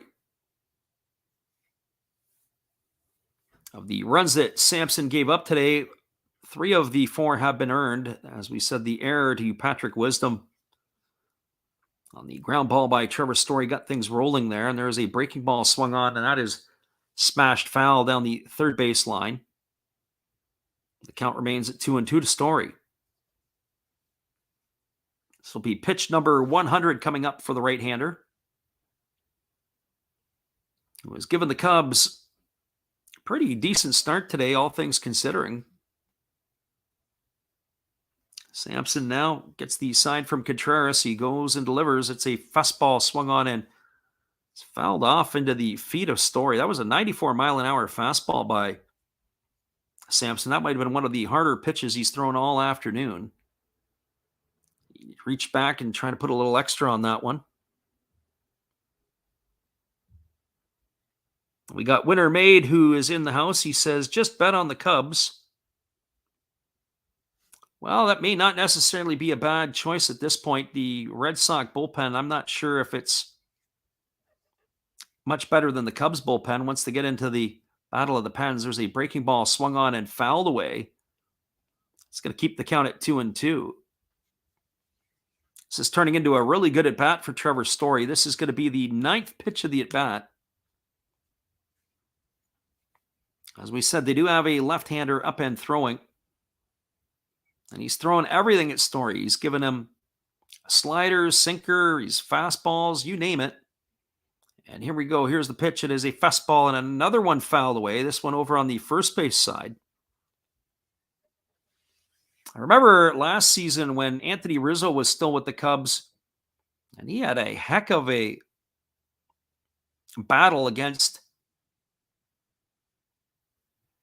I think it was the Pittsburgh Pirates last year. It was like something like an 18 pitch at bat. Something crazy. Just kept battling and battling, and then he hit a home run. And there's a fastball swung on it. It's grounded back up the middle. A great play by the second baseman, Morel. He dives to his up the middle side. He throws to first, but it's not getting it in time. It actually pulls Higgins off the base. A fantastic play by the second baseman. The ball went right through the pitcher. Morel ranges to his right, past second base. He dove and made the stop, got to his feet, threw it in the dirt, but it took Higgins off of the base. I don't think they would have had him anyway. That's going to go down as an infield hit for Story, who does move down the line well. A really good at bat by the Red Sox second baseman. But that is going to be a single, and that looks like it's going to be it for the right-hander Sampson, as David Ross is on his way to the mound. And that will do it here today. So on the 10th pitch of the at-bat, Story wins it.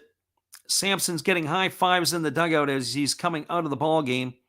We are going to have ourselves a pitching change, so stick around, everybody. We'll be back in just a couple minutes. Our friend Winter Maid says, yeah, that bullpen is garbage. Yeah, he's absolutely right. The Red Sox have got some stuff to sort out over there, so it's going to be an exciting finish, everybody. Hang tight. We'll be back in just a couple. While we're speaking of winners, be sure to go over and let Zero Fox Sports know that we sent you. You'll be entered in the month of July for a free pack, a mystery pack of cards. They'll send your way. Here's Dave. Hey, everybody. Thanks for checking out the game. And Last Raps Baseball.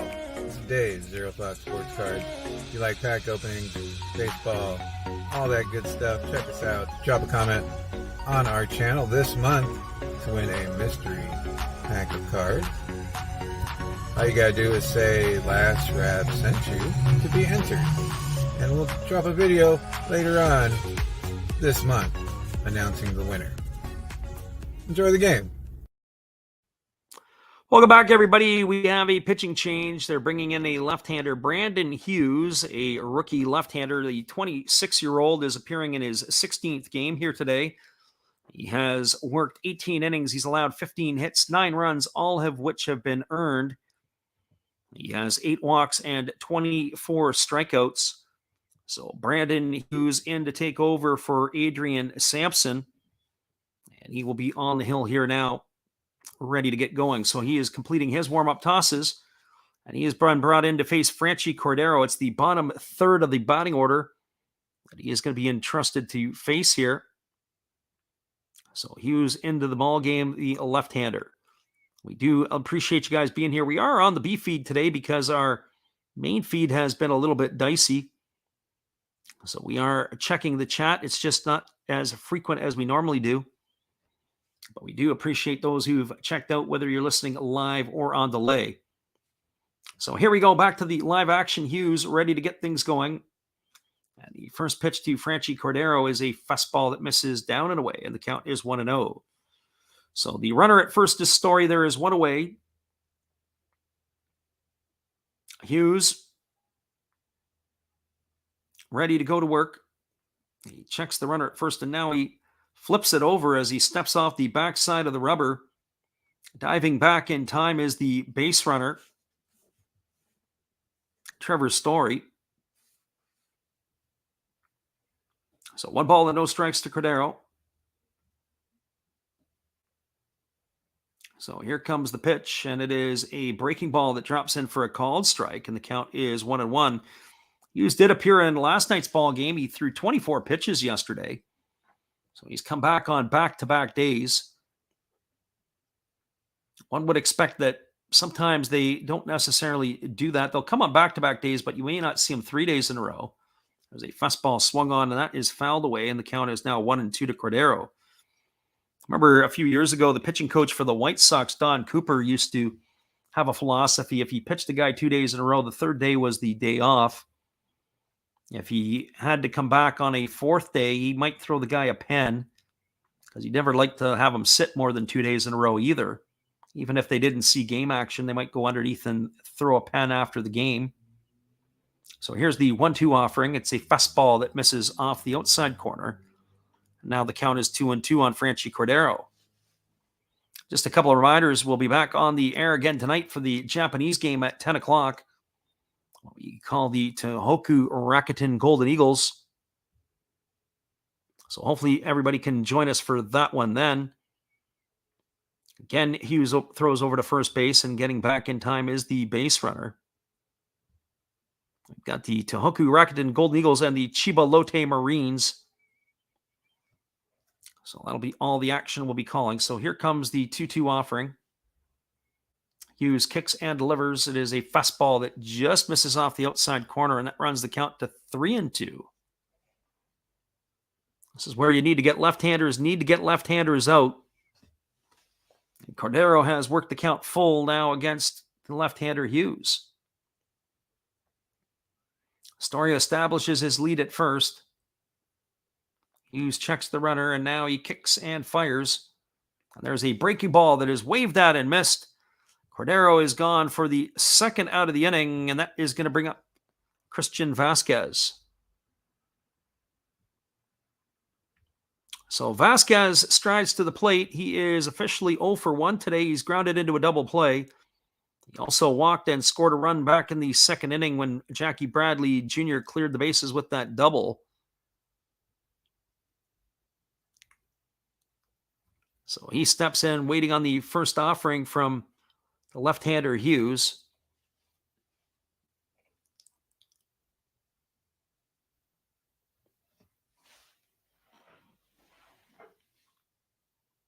And Hughes is holding at the belt now. He kicks and delivers. It's a fastball swung on. This is fouled away. It's going to reach the seats behind the first base side of home plate, and the count is quickly 0-1. So no balls and 1 strike to Vasquez. Vasquez's average has slipped to 290 on the season. Again, Hughes checks the runner at first. Now he kicks and delivers. It's a fastball swung on and fouled away. Run the count now to 0-2.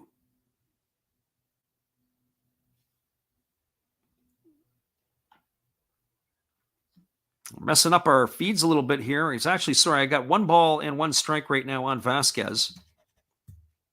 Our feeds are a little bit of a challenge right now, but we're glad you guys are listening in.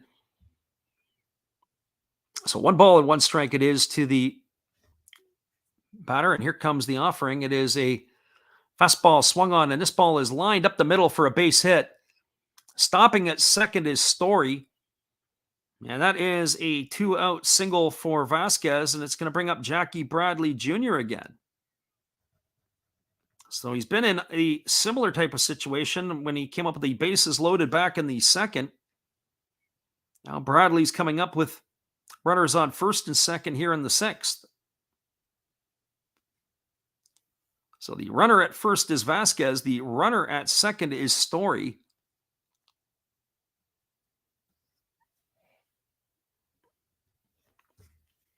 Jackie Bradley Jr., who is 1 for 2 today with a double and 3 RBIs, is scheduled to come to hit, but it looks like they've got Rob Refsnyder coming in to pinch hit. So maybe Jackie Bradley's junior day is done.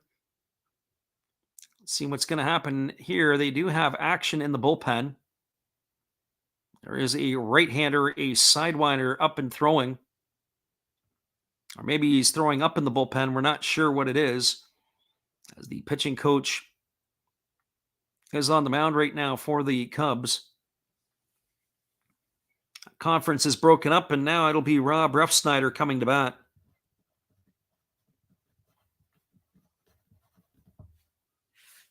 Refsnyder batting .341 on the season. Curious to see if he's going to get the call to go into right field. Refsnyder broke in back in 2015 into the big leagues. He's bounced around a bit. He began his big career with the Yankees, and then he spent some time with the Blue Jays, and then Tampa, and then Texas and Minnesota, and now he's back with Boston. He's 14 for 41 on the season with a couple of homers and 10 RBIs. Refsnyder entrusted to try to do some damage here. And the first pitch to Refsnyder is a fastball that is taken for a called strike, and the count is quickly 0-1. So no balls and 1 strike to Refsnyder.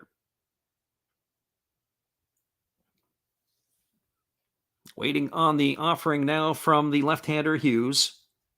He kicks and delivers. There's a fastball that misses upstairs, and the count is now 1-1. So 1 ball and 1 strike to Refsnyder. Refsnyder batting from the right side. This year as a pinch hitter for Boston, he is 3 for 3. He's got a double and an RBI. Hughes checks the runner at second, and now he delivers. It's a breaking ball that misses down in the dirt. The count is now 2-1. So 2 balls and 1 strike to Refsnyder.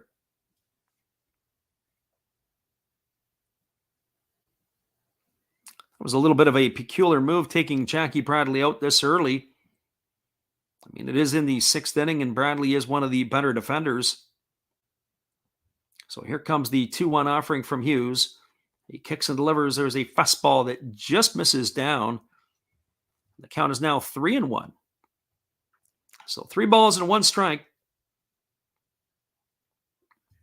to Rob Refsnyder.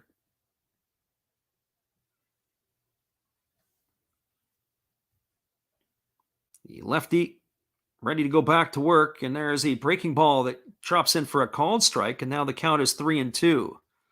So 3 balls and 2 strikes to Refsnyder. The runners are going to be on the move as there's 2 away here in the top of the 6th inning. Refsnyder ready to dig himself back in. Hughes ready to go back to work. And here comes the offering. He kicks and he delivers. It is a fastball swung on, and this is drilled foul into the seats down the left field line. Man from Oak Park this time is going to pull that one home. That's going to keep the count to 3 balls and 2 strikes. We've had a couple of marathon at-bats this inning, and this is starting to turn into marathon bat number 2 as Trevor Story took Adrian Sampson to a 10-pitch at-bat. Actually, an 11-pitch at-bat before he was retired. And here's the offering. It is a fastball swung on. It is pop foul behind home plate. It's going to keep the count at 3-2 to Refsnyder. So 3 balls and 2 strikes. Hughes gets himself a new baseball and he rubs it up. Ready to go back to work. Hughes gets onto the bump. Refsnyder taps his cleats. And here comes the 3-2 offering. The runners are on the move. And here comes the pitch from Hughes. It is a breaking ball that misses down. And that is going to be ball 4 as Refsnyder has drawn himself a walk, and that's going to load the bases. So the bases are full of Red Sox, and that's going to bring the top of the order, Jarren Duran, to the plate. For Duran today, he is 1 for 3. He homered his first time up. He's also grounded to the pitcher, and he is grounded to the shortstop. So Duran steps into the batter's box, and it's ready to go here. And the first pitch is a breaking ball that is called for a strike by Hughes, or for Hughes, and the count is quickly 0-1. So no balls and 1 strike to Jarren Duran. Hughes holding set at the belt, and he rocks and delivers. It is a fastball swung on and missed. And the count now goes to 0-2. So no balls and 2 strikes. Sauce-up game in the house on our Twitch feed. We welcome him. Sorry, we're using the B feed a little bit here as our A feed is giving us some troubles. So here comes the 0-2 pitch to Jarren Duran. And Hughes delivers a fastball that misses upstairs, and the count is now 1-2. So 1 ball and 2 strikes.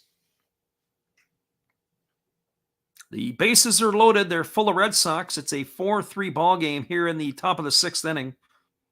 Story, the runner, at third. Vasquez at second. Refsnyder at first. And here comes the 1-2 to Duran. And it is a fastball swung on and fouled away. The count is 1-2. And it looks like that Duran has broken his bat. And he is going to have to go over and get himself a new piece of lumber.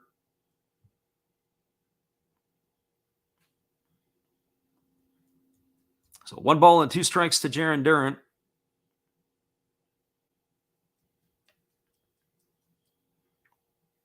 So Hughes already thrown 21 pitches so far in this partial inning of work.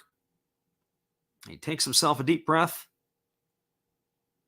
And now he's ready to go back to work. He kicks and delivers. It is a fastball swung on. This ball is lined over the shortstop's head. Nice try by Simmons to try to get it. Here's the throw to the plate. And it is in time to get Vasquez, who's trying to score from second base. A great play by the center fielder Ortega. A good tag by the catcher. That's going to be an RBI single for Duran. He gets himself an RBI. The Red Sox get one run on Trevor Story scoring, but it's going to be a 8-2 putout as Vasquez is hosed at the plate for out number 3. And that is going to do it here for the Red Sox in the top of the 6th inning. So for the Red Sox in their half of the 6th, they had a run. There were 3 hits. There were no errors, and there were 2 runners left aboard. We are now through 5.5. It is the Boston Red Sox 5, the Chicago Cubs 3. Stick around, everybody. We'll be back in just a couple moments with the call, and we're glad you guys could be here with us. 5-3 ball game. Here's Matt. Good evening, ladies and gentlemen. Namaste. Hey, I hope you guys have been enjoying the game. My name is Hollis. I've got a YouTube channel called Another Hollis Build. I love baseball cards. I open up brand new product for you guys. I open up old stuff. I do breaks. I do auctions. All kinds of stuff concerning baseball. I'm Friars faithful, Padres to the end. I also love Garbage Pail Kids and my animals. I have a ton of animals. It's like a mini petting zoo here around my house. I also love my city. San Diego, baby. I'll take you all around the city and show you what's up. If you guys dig stuff like that, cruise on over and check it out. It's Another Hollis Build. If you dig it, subscribe. I'd really appreciate to have more follow me along on the journey. Hey, either way, you guys have a wonderful day or a beautiful, beautiful evening. No matter which one it is, make sure that you make it great, my friends. Big up Last Raps Baseball. Yeah, Freddie, let's go. One love and peace. Yeah, man.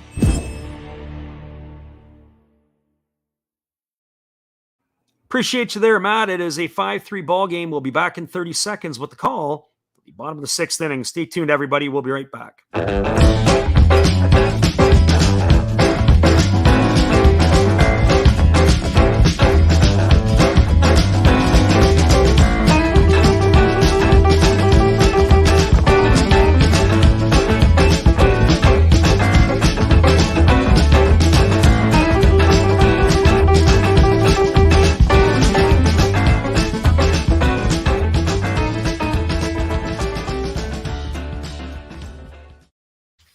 Welcome back, everybody. The pitching parade is about to get underway as this is going to be the 3rd pitcher used today by the Boston Red Sox. Hansel Robles is coming into the game. He is appearing in his 25th game. It's his 23 innings. He's got a 4.70 ERA. And so he is taking over. He's had a couple of nights rest. So Robles is going to be on here in the 6th inning. He follows Tyler Danish and Rich Hill to the hill. It'll be P.J. Higgins, Nelson Velasquez, and Andrelton Simmons to get things going here in the last half of the 6th inning for the Cubs. It is a 5-3 Boston lead, and Robles is ready to go to work. He holds at the chest, and now he kicks and fires in, say, first pitch fastball, taken for a called strike. And the count is quickly 0-1. We've got Troy in the house today. We welcome you. Thanks for stopping by. Our right fielder is now Rob Refsnyder as he's come in to replace Jackie Bradley Jr. So this game here has got some offense in it and probably more to come. There's a fastball taken for a called strike. The count is now 0-2 to P.J. Higgins. Higgins today officially does not have it at bat. He's walked in both of his plate appearances. He's batting .304 on the season. He's got 3 homers and 11 runs batted in. So no balls and 2 strikes. Robles leans in. He gets the sign from his catcher, and he delivers a fastball swung on and missed. And that is going to do it here for Higgins in the top of the 6th inning. 1 up and 1 away, and that'll bring up the right fielder, Nelson Velasquez. Troy says, looking like the overs might hit in the early games today. He says, I think both were at 8.5. I think you're right. I don't know about the other game, but this game here for sure. The way it was looking early on, it was definitely looking early on like it was going to be the Red Sox in a blowout. They started the game with a first pitch home run by Jarren Duran. They tacked on 3 more in the second. I didn't think Adrian Sampson was going to be around to see much more of that inning, but he ended up hanging in there for 5 1/3. There's a breaking ball that misses down and away to Velasquez, and the count is 1-0. So you got to tip your hat to Adrian Sampson of the Cubs for battling through that second inning and being able to give the Cubs a decent start. That run in the last inning was charged to him, though. So 4 of the 5 runs that he allowed today were earned. And here comes the pitch. It is a breaking ball swung on. It is lifted into left field. Moving over underneath it is Verdugo, and he's going to make the catch. That is going to retire Velasquez for the second out of the inning. Wind has not been a big factor in the Windy City today, although that particular one there was probably a little bit more of a challenge than most of the balls we've seen. The wind started out today at about 7 miles an hour, and it was blowing all over the place. It wasn't really in a set spot. So 2 away, and that brings up the shortstop, Andrelton Simmons. Simmons today is 0 for 2. He's grounded back to the pitcher, and he's flown to center in his 2 trips to the plate. And here's the first pitch from Robles. It's a 98-mile-an-hour fastball taken for a called strike. And the count is 0-1. Yeah, Troy jumps in and says, I wish Cora would have taken him out 3 batters earlier as he had tweaked his knee. They came out and they asked him. I think Hill wanted to stay in because he wanted to complete the inning so he could stay in line for the victory. There's a fastball that misses outside, and the count is 1-1. Troy says, Happy Canada Day. It is Canada Day for all of our Canadian friends that are here listening. 4th of July is Monday. A lot of festivities on both sides of the border. There's a fastball that misses down and away, and the count is now 2-1. So 2 balls and 1 strike to Andrelton Simmons. As we said, we'll be back on the air late night tonight for the Japanese games. We're going to be calling tonight and tomorrow night. It'll be the Tohoku Rakuten Golden Eagles and the Chibalote Marines, the 2-3 teams in the Pacific League. So we're looking for some good baseball. There's a fastball that swung on it. It is lifted into shallow right field. Coming hard is Refsnyder, but it's going to get into the seats. Simmons will live to have another pitch thrown at him. It's going to run the count now to 2-2. I'm 50-50 on doing a game tomorrow. It might be a last-minute one. We are going to do our regular scheduled Japanese game tomorrow night. But we may add a Major League game in earlier in the day. We'll take a look at the pitching matchups and see if we can give something there as well. So check out the channel schedule later today. We are going to have a busy week next week as we're going to call pretty much a game every single day. So hopefully you can join us for that. So here comes the 2-2 offering. It's a fastball swung on and fouled away. And the count remains at 2-2 to Andrelton Simmons. Troy says he's going to the Tigers game tonight if it doesn't rain too hard. Yeah, there is rain in the forecast over in the Metro Detroit area. Some of the games are in jeopardy of being played in the Midwest. Here comes the pitch, and it's a breaking ball swung on by Simmons. He pops it up. That's going to reach the suite over on the, or reach the seats on the first base side. It's going to keep the count at 2-2. Looking forward to getting back to the Detroit area at the end of the summer. Booked my plans already. It'll be Kansas City and Seattle that'll be in town. I'm going to try to get to at least to see 1 or 2 games in each of those series. It's at the end of August, early September. Really looking forward to that. So 2 balls and 2 strikes to Simmons.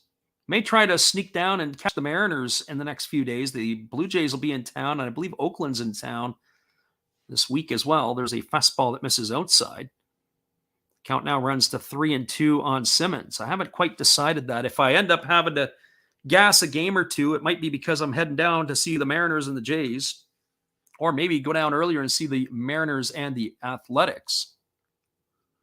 So 3 balls and 2 strikes it is to Andrelton Simmons. He waggles the bat, and he's waiting on the offering yet again from the right-hander Robles. Robles comes set at the chest. And now he kicks and fires. It's a fastball that misses outside. It's going to be ball 4, and Andrelton Simmons has earned himself a 2-out walk. That's going to bring up the top of the order, Christopher Morel. So So for Morel today, he is 0 for 3. He has struck out and grounded out twice. He has knocked in a run. And he steps to the plate with the runner on first.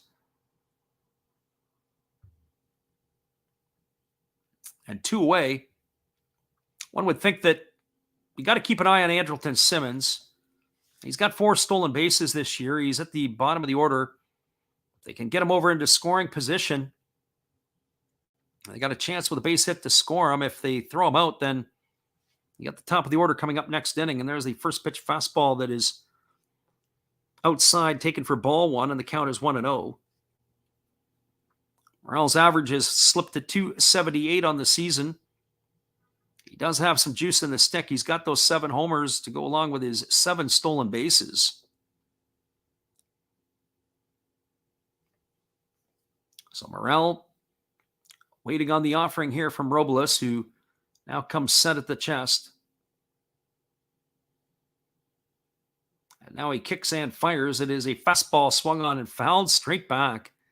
Counts 1-1. I always get a good kick out of the fans. The pitch was fouled straight back, and the fans who are sitting behind the netting are ducking out of the way.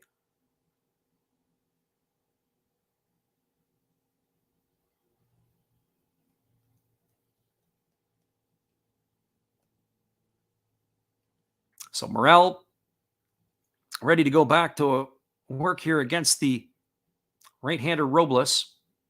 Robles kicks and fires. There's a fastball swung on. This ball is belted to deep left field, and this ball is gone. It is out of Wrigley Field. It's going to be onto the streets of Waveland Avenue, and the Cubs fans are on their feet cheering as Christopher Morel has just tied the ball game with 1 swing of the bat. It is now 5-5. We were talking a little bit earlier about that over and the under. So for everybody here who took the over, congratulations. You have just earned it. And that is a 2-run shot for Christopher Morel to even the score at 5-5 here in the 6th inning. And our friend Wintermaid, who's fist pumping tonight, he says, I can even take more if the Cubs pull it off. And we really hope you're able to do it. That's for sure. So a 2-run shot for Christopher Morel to tie the ball game at 5, and that's going to bring up Wilson Contreras. So we knew we were going to get fireworks today in Chicago. We just didn't know when they'd start. Looks like they've started now. So there's a first pitch to Wilson Contreras that's taken for a called strike, and the count is 0-1. Contreras today is officially 0 for 1. He's also walked a couple of times and scored a run. So here comes the pitch. It's a fastball swung on and fouled away, and the count is now 0-2. So good news for Cubs fans. The beer sales have just picked up in Chicago. Or maybe we should say good news for the Chicago Cubs. This game is all back square to where we were when we started, 5-5. And this game is far from over. The bullpens here are shaky for both clubs. There's a fastball that misses outside. That was really strange. Robles threw the pitch, and Vasquez didn't even, we talk about catchers catching off a 1 knee. Vasquez was on 2 knees. 1 ball and 2 strikes now to Contreras. He didn't even have to drop 20 because he started on 2 knees. I haven't seen that since I watched a Little League game. Here comes the 1-2 pitch now to Contreras. It's a fastball that misses outside, and the count is now 2-2. So buckle up, everybody. We're going to be here for a bit, it looks like. As we said, it was a late arriving crowd in Chicago. At the beginning of the game, it was not a full house. As the crowd is panned now, it is a really healthy crowd. Late arriving crowd at Wrigley. But they're in for an entertaining one here today with the Red Sox in town. So here comes the 3-2 offering now to Contreras. It's a fastball, or 2-2 that is missed outside. That makes it 3-2. So 3-2 to Contreras. Our friend Troy, who popped in here, I don't know if he's still in, but he said he might be going to the Tiger game tonight. Well, you'll get a chance to see Riley Green hitting the leadoff spot if you're going to the game. So 3 balls and 2 strikes it is to Contreras. Here comes the payoff pitch from Robles. He's looking for his 3rd walk of the game as Contreras. And here's the pitch. It is a fastball that misses outside. And that is ball 4. That's the second walk Robles has allowed this inning. That is going to bring up the left fielder, Ian Happ, and it's going to bring the pitching coach, David Bush, out of the dugout.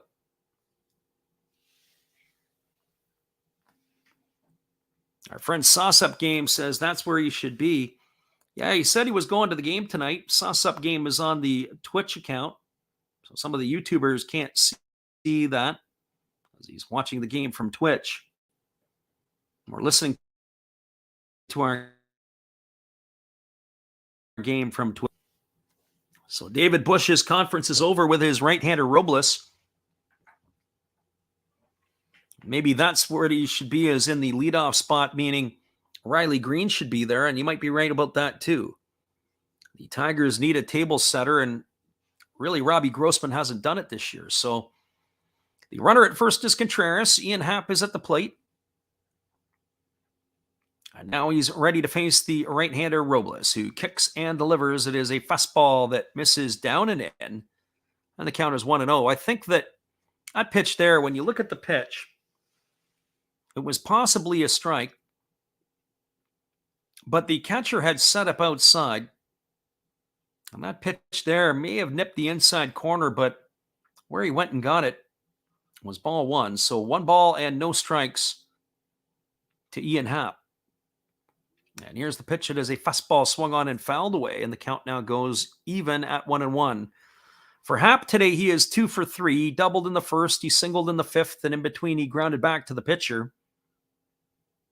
Happ has got some beautiful kicks on today. He's got the skyline of Chicago on his shoes. With the 4th of July weekend, some of the players are sporting some pretty cool footwear. There's a fastball swung on. This ball is belted into right center field. It's going to get down. Contreras is on his horse. He's rounding second. He's heading to third. He's going to stop at third, cruising into second with a double. His second of the game for Ian Happ, and the Cubs have still got the bats going. So a double here with 2 away. And that's going to leave it all up to the third baseman, Patrick Wisdom. So the Cubs bats are still working. I got runners at second and third with 2 away. Robles, it almost seems like it was days ago that he got the first 2 outs of the inning, and then everything has gone sideways after that. The walk to Simmons, the home run by Morel, a walk to Contreras, a double by Happ. 4 batters have reached in a row, and here comes Patrick Wisdom. Wisdom today is 0 for 2. He has struck out and he has flown out. He was also hit by a pitch his last time up. So here comes the first offering from Robles. It's a fastball that misses inside. And when I say this, he's been missing badly. There again, the catcher was set up on the outside corner to the righty, and he misses with a fastball inside. There's good misses and there's bad misses, and that was definitely a bad miss. So 1 ball and no strikes it is to Wisdom. Wisdom has some juice in the stick. He's got the most home runs in the lineup by any Cub. He's got 16. Alex Cora is waiting on his right-hander to get the job done here. Nervous times in the Red Sox dugout. Here comes the 1-0 offering to Wisdom. That's a fastball that misses inside, and the count now runs to 2-0. So 2 balls and no strikes. Wisdom has a lot of juice in the stick, and he's got the most home runs by a third baseman since May of 2021. Ahead of Devers, ahead of Austin Riley, a lot of guys on that list. There's a breaking ball that misses outside, and the count now goes to 3-0. And when you think about it, that's even more than Jose Ramirez and Nolan Arenado. So Patrick Wisdom, in the last year plus, has got some real juice in the stick. Problem is, he leads the National League, and he leads all of baseball in strikeouts entering today's game. He has struck out 100 times. He's already got 1 today. Here comes the offering from Robles. It's a fastball that misses upstairs, and that is going to be ball 4. Robles is going to load the bases. It's going to bring Alex Cora out of the dugout. He has seen enough. We've got ourselves yet another pitching change. So all of the damage has come with 2 out in the 6th inning. A walk to Simmons, a home run by Morel, then a walk to Contreras, a double by Happ, and now a walk to Wisdom. And Hansel Robles' day is done. We do have a pitching change. Stick around, everybody. The bases are full of Cubs. 2 out here in the 6th. It's a 5-5 ball game. Hold tight. We'll be right back. This is great stuff. You can't ask for better. Good evening, ladies and gentlemen. Namaste. Hey, I hope you guys have been enjoying the game. My name is Hollis. I've got a YouTube channel called Another Hollis Build. I love baseball cards. I open up brand new product for you guys. I open up old stuff. I do breaks. I do auctions. All kinds of stuff concerning baseball. I'm Friars faithful, Padres to the end. I also love Garbage Pail Kids and my animals. I have a ton of animals. It's like a mini petting zoo here around my house. I also love my city. San Diego, baby. I take you all around the city and show you what's up. If you guys dig stuff like that, cruise on over and check it out. It's Another Hollis Build. If you dig it, subscribe. I'd really appreciate to have more follow me along on the journey. Hey, either way, you guys have a wonderful day or a beautiful, beautiful evening. No matter which one it is, make sure that you make it great, my friends. Big up Last Raps Baseball. Yeah, Freddie, let's go. One love and peace. Yeah, man.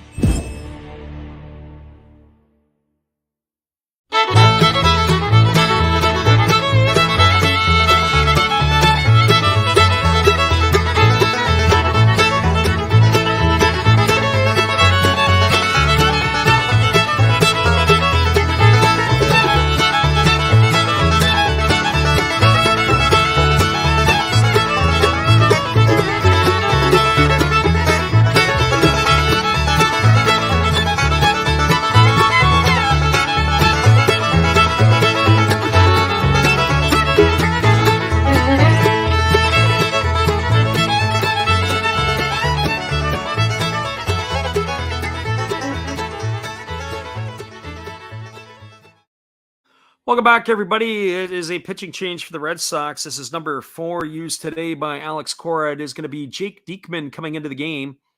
Diekman is a left-hander, and he is going to be making his 31st appearance for the Red Sox. He is 2-0 on the season. He's got a 3.12 ERA. He's worked 26 innings. He's allowed 18 hits, 12 runs, 9 of which have been earned. He has walked 20 and struck out 33 in that time period. And so Diekman is in to take over. Diekman has been the traveling man over the last number of years. It's his 6th big league club that he's with. He is taking over in a situation here where he's going to be facing Rafael Ortega. So we have a lefty-lefty matchup. Contreras is the runner at third. Happ is at second. The runner at first is Patrick Wisdom, and Diekman going to be entrusted upon to try to retire the Cubs here in the 6th inning. Cubs have 2 runs in the inning on the home run by Christopher Morel. So here we go. Back to the live action as Diekman kicks and delivers. It's a breaking ball that drops in for a called strike. And the count is quickly 0-1. I do think that we have a pinch hitter at the plate, and it is Nico Hoerner. So Ortega's day is done, and Nico Hoerner in the ball game. Nico Hoerner is batting at .310 on the season. He did not get the start today. So Hoerner to replace Ortega. Be interesting to see what they're going to do with Hoerner his next time. There's a fastball that misses inside. Count is 1-1. We don't always get the feeds. Hoerner has 4 homers and 24 RBIs on the season. This is his 62nd game of the year that he is appearing in. So 1 ball and 1 strike. And here comes the offering from Diekman, and it is a wild pitch. It squirts away from the catcher. It gets all the way to the backstop. Scoring from third is the catcher Contreras, and the Cubs have taken the lead on the wild pitch by Diekman. Ball was in the dirt, and it squirted away from the catcher all the way to the wall. And that is going to now put the score 6-5 for the Cubs. If you're a Red Sox fan, you're just rolling over here. Unbelievable. That advances everybody up a base as Happ has taken third and Wisdom is now the runner at second. So now Diekman back to work. There's a breaking ball swung on and fouled away, and the count goes to 2-2. So 6-5 now for the Cubs. As a wild pitch has brought that run in, and now it is a 2-ball and 2-strike count to Nico Hoerner.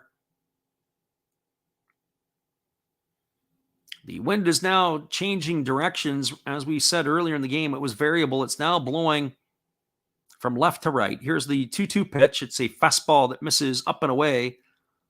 The count is now 3-2 to Hoerner. Alfonso Rivas is waiting his turn on deck as he came in as a pinch hitter for the designated hitter Yan Gomes back in the 5th inning. So the crowd at Wrigley is back on their feet. Here comes the 3-2 offering to Hoerner. Diekman kicks and delivers. It is a breaking ball that misses inside. And Hoerner is aboard with a walk. That is going to reload the bases. That is the 4th walk of the inning that the Boston bullpen has allowed. 3 from Robles, now 1 from the reliever Diekman. There's nothing worse when you got relief pitchers who can't throw strikes. This is going to bring up Rivas, who's the 9th batter of the inning. It's the 2nd time today that the Cubs have batted around. They did it in the last inning in the 5th, where they scored 3 times. So Rivas, a left-handed hitter to face the left-handed throwing Diekman. His average has slipped to 223 on the season. He's got the 3 homers and 9 RBIs. And here's the first pitch from Diekman. It's a fastball swung on and fouled away. The count is 0-1. The Wrigley faithful are still on their feet, trying to will their Cubs on to victory. So no balls and 1 strike to Rivas. He waggles the bat, and he's waiting on the offering from Diekman. And here's the pitch. It is a breaking ball swung on, and that one is fouled away, and the count is now 0-2 to Alfonso Rivas.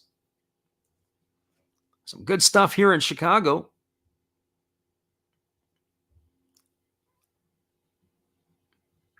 Our friend Witter Maid wants to hear some good news. He wants to see a grand slam right here and now. Well, we're going to find out in a moment what's going to happen. Here comes the 0-2 offering to Rivas. Diekman gets the sign. He delivers. It's a fastball that misses well off the outside corner. The count goes to 1-2.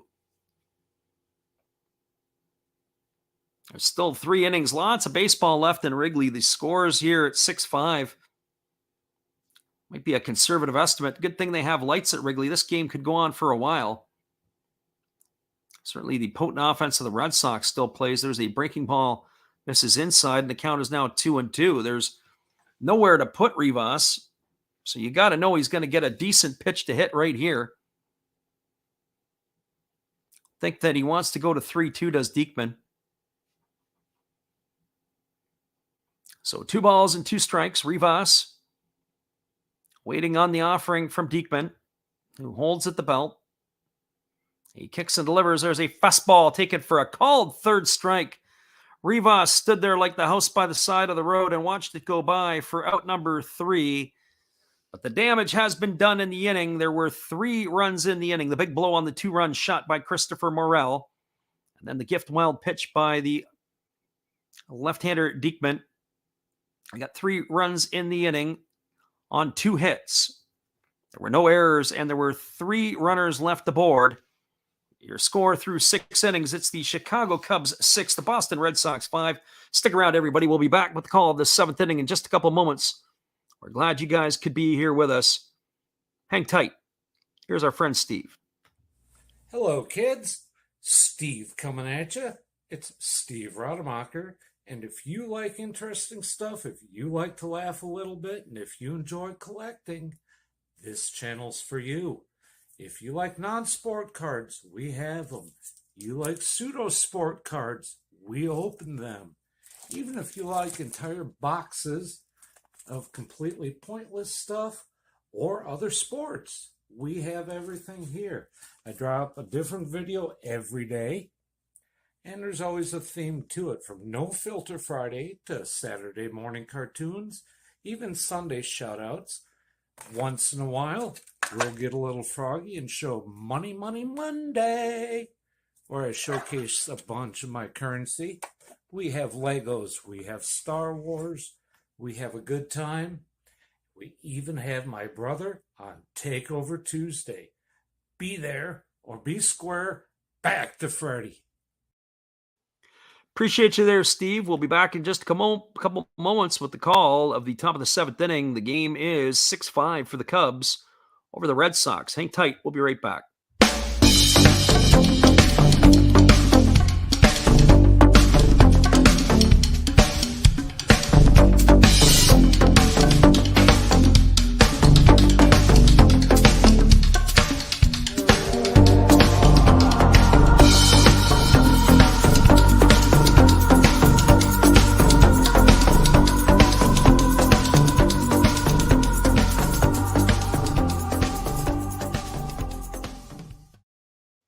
Welcome back, everybody. We thought it was going to be all Boston the way it started off with the leadoff home run on the first pitch of the game by Jaron Duran. And then they had that added to the lead in the second with 3 runs on a bases-clearing double by Jackie Bradley Jr. But since then, they have been outscored 6-1 by the Cubs, and that's where we stand with a 6-5 lead for the Cubs going into the top of the seventh inning. And it'll be Devers, Martinez, and Xander Bogaerts.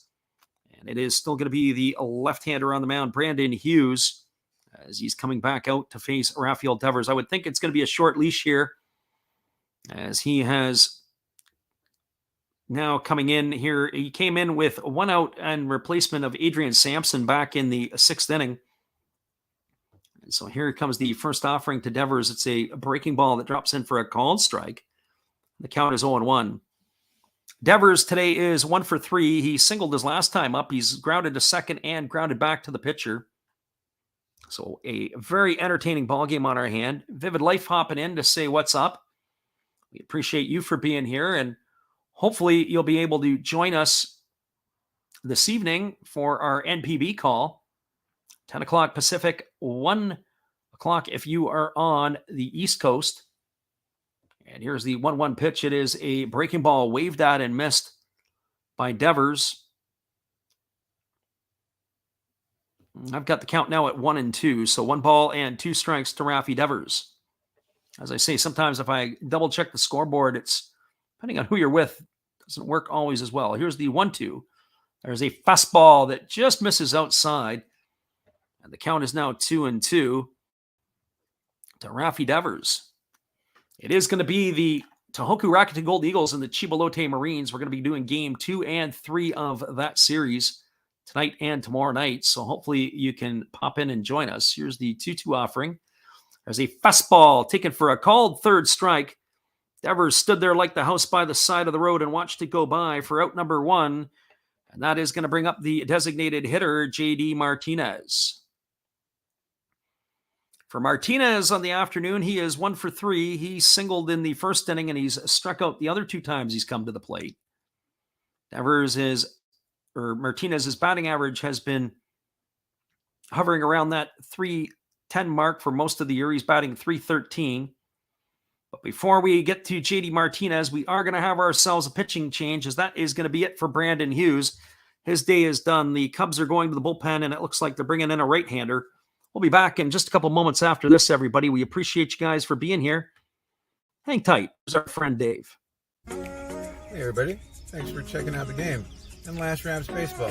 This is Dave, Zero Thought Sports Cards. If you like pack openings, baseball, all that good stuff, check us out. Drop a comment on our channel this month to win a mystery pack of cards. All you gotta do is say Last Rap sent you to be entered. And we'll drop a video later on this month announcing the winner. Enjoy the game. This is Steve Rademacher, and I'd like to introduce you to my channel if you haven't seen it before. These are all the things I enjoy: sports, autographs, relics, non-sports Hall of Famers, pseudo-sports, Star Wars. That's my channel name and my name. And I would really appreciate it if you would come check me out and maybe even subscribe if you like it. Thank you for that for now, and back to your ball game. Welcome back, everybody. We do have a pitching change on our hands here as the Cubs are going back to the bullpen. It is going to be Efros coming into the game, and he is replacing Brandon Hughes. So Efros in, Hughes is out. As we said, the pitching parade in full effect for both teams. Efros on the season, he's in his second year with the Cubs. He has worked in, this is going to be his 35th ball game. He's got 32 innings pitched. He's allowed 28 hits, 15 runs, 10 of which have been earned. He has walked 8 and struck out 41. So he is going to be entrusted here to trying to get the final 2 outs of the inning against the Red Sox. He's got a 2.81 ERA on the season. And he's got a 1-3 record. So Efros is in to face JD Martinez, Xander Bogaerts here with 1 out in the 7th inning. So Efros is taken over from Hughes. And now we're ready to go back to the live action. Efros gets the sign from Contreras, and he kicks and delivers. The first pitch is a fastball that misses inside for ball 1, and the count is 1-0. Martinez today had that hit back in the first inning, but it's been a couple of strikeouts since then. Efros got the night off last night. His last appearance was on Wednesday. So here comes the 1-0 offering. It's a fastball inside at the knees, and the count is now 2-0 to JD Martinez. So 2 balls and no strikes. Martinez has got 8 bombs on the year. He's not quite hit his stride with the power production yet. And here comes the offering. It is a breaking ball swung on. This ball is lifted down the right field line, and it is just going to slice into the seats. That's going to run the count now to 2-1 on JD Martinez. We wouldn't expect anything different than a slugfest between these two teams, as both of the Cubs and the Red Sox play in very tight confines. Wrigley Field is definitely a hitter's park, as is Fenway. So when these two teams get together, we would expect a fireworks of explosions. So the 6-5 lead for the Cubs right now is probably not going to stick around. There's a breaking ball swung on. This ball is lifted into deep left center field. Racing back on it is the center fielder, and that is going to be hauled in by Morel as he's moved out into center field. And he is going to retire Martinez for the second out of the inning. I have to do a quick check on the changes as Nico Horner has snuck his way into the infield. We've got Andrelton Simmons in the infield as well, so that moved Morel into center when some of those changes had been made. So 2 away, and that brings up the shortstop, Xander Bogaerts. We got Xander Bogaerts. Today, he is 1 for 3. He's batting .326 on the season. He's got a single, he's flown out, and he has grounded back to the pitcher. So Efros holds at the belt, and now he kicks and delivers. It is a fastball swung on. It is grounded over to third. Wisdom charges, fields it. He throws to first, and that is going to retire Bogaerts on a ground out 5-3 for out number 3, and that will do it here in the 7th inning. So for the Red Sox, they go quietly in their half of the 7th. There was no runs, no hits, no errors, and nobody left the board. We're through 6.5. It is the Chicago Cubs 6, the Boston Red Sox 5. Stick around, everybody. We'll be back with the call in just a couple moments. Glad you guys could be here with us today. Here is our friend, Steve Rademacher. Hey guys, and thank you, Freddie. Steve coming back at you. That's right, Steve Rademacher.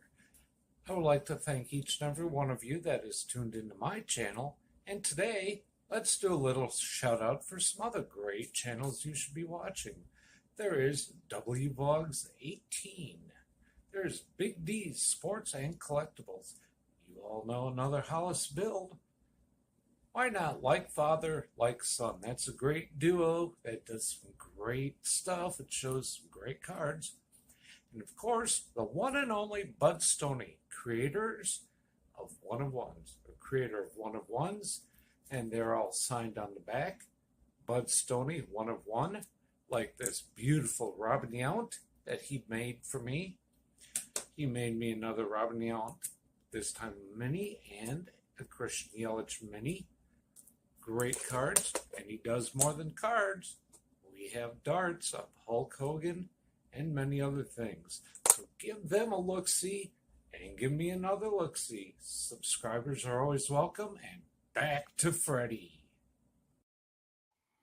Thanks again, Steve. We appreciate you and your support of the channel. It is going to be the 7, 8, and 9 hitters slated to come to bat here in the 7th inning for the Cubs. That means P.J. Higgins, Nelson Velasquez, and Andrelton Simmons. This is how they've led off the last couple innings as the Cubs have batted around in the 5th and the 6th innings. Sent 9 hitters to the plate.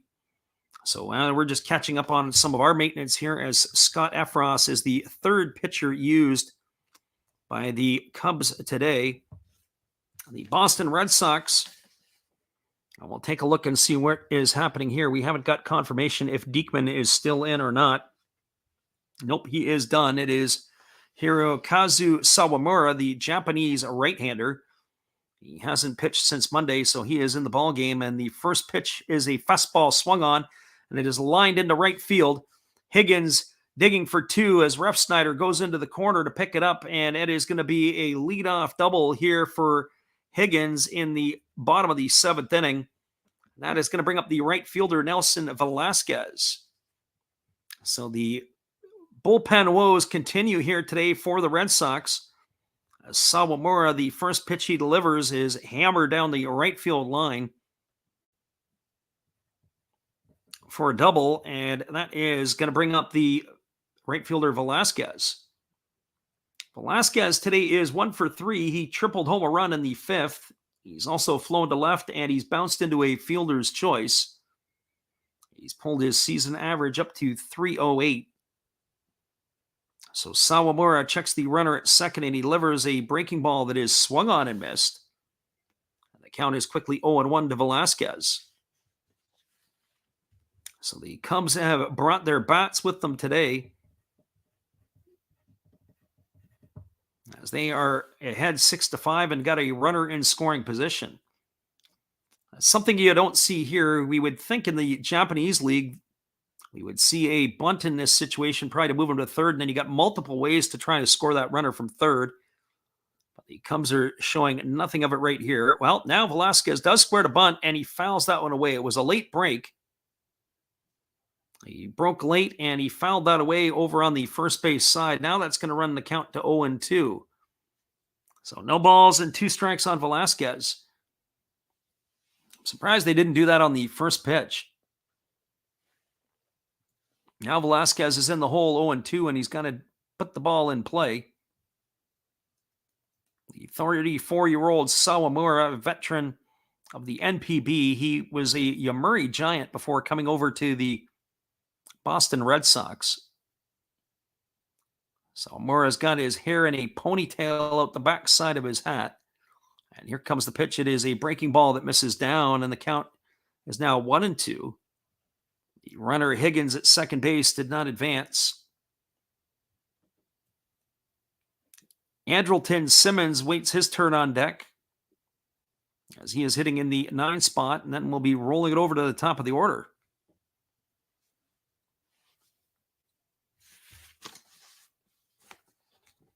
So Velasquez gets dug in. He's ready to face the offering from the right-hander Sawamura.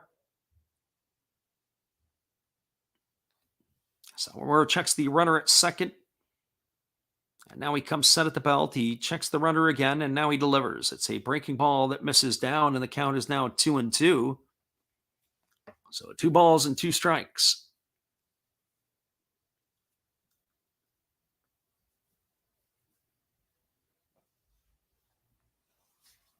Velasquez hitting from the right side against the right-hander Sawamura. They've got Velasquez shifted to the left side of the infield. They've got 3 infielders to the left of second base. And now they've got Higgins leaning the other way, but he's able to just get back in time as Trevor Story comes in with the back door. It was the inside move by Sawamura. They thought they had him sleeping. Good opportunity to be able to get him. I wonder if he spun the other way, if Sawamura would have been able to pick him off. So 2 balls and 2 strikes it is to Velasquez. Sawamura holds at the belt. He checks the runner again at second. And now he delivers. It is a fastball swung on and missed. And Velasquez goes down on strikes for the first out of the inning. And that is going to bring up the shortstop, Andrelton Simmons. Be curious here to see if Simmons would be bunting, but I can't say that's going to be the case here with 1 away. Velasquez, if he could have moved him over to third, then they've got the multiple ways in which they could bring him in. Simmons today is 0 for 2. He's grounded to the pitcher. He has flown to center. He has also walked and scored a run. The slick fielding shortstop entered the game today batting 182. His average has dipped down to 176. So Sawamura checks the runner at second, and there's a fastball that misses inside. Count is 1-0 to Simmons. Simmons is a slender build. Not a big fella by any stretch.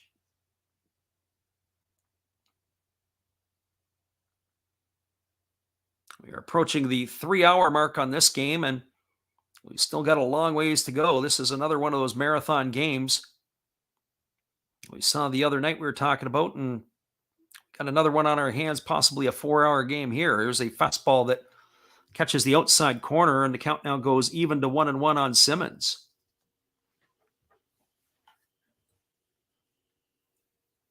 So 1 ball and 1 strike. Part of the problem is the Red Sox inability to throw strikes. They've allowed 9 base on balls today, and we still have at least 2 or at least an inning and 2/3 to play, or possibly 2 2/3 innings if they have to use the bottom of the 9th. Here's the pitch. It is a fastball that misses inside, and the count is now 2-1. If you can't throw strikes, or you can't play catch, you can't play baseball. It's plain and simple. Or you can play it, just not very well. So 2 balls and 1 strikes it is to Andrelton Simmons. And he digs in. He's waiting on the offering now from Sawamura. He holds it at the belt. He checks the runner at second. And now he kicks and fires. It's a fastball that misses down, and the count is now 3-1. So Sawamura is in jeopardy of walking the 10th Cub of the ball game. I start doing the math on the pitches in this one here. I usually think that its general rule of thumb is if it's 15 pitches per inning, about 135 pitches, but you would think that 150 pitches would do it. And there's a fastball that misses up and in, and Simmons is going to get himself a walk, and that's going to put runners at first and second. That'll bring up the now center fielder, Christopher Morel. For Morel today, he homered his last time up and knocked a pair of runs in. He's grounded out twice and struck out looking. That home run that he hit onto Waveland Avenue, they estimated it at 436 feet. Once it landed, as he smacked it out of the ballpark. That's according to StatCast. So we'll see what happens here. Here comes the batter Morel to the plate with runners at first and second. And here's the first pitch from Sawamura. It's a split finger pitch, swung on and missed, and the count is quickly 0-1. So no balls and 1 strike to Morel. Lots of action in this one and lots of baseball still left as we're here in the bottom of the 7th inning. The Cubs are leading 6-5 over the Red Sox.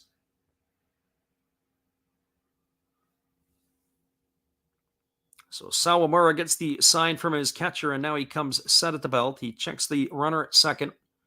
That's Higgins. Here's the pitch. It is a fastball that misses inside. And the count now goes even to 1-1. For Morel, that was his 8th homer of the year back in the 6th inning. He's got 22 RBIs on the season now. So the runner at second is Higgins. The runner at first is Simmons. The Cubs are threatening again here in the 7th inning.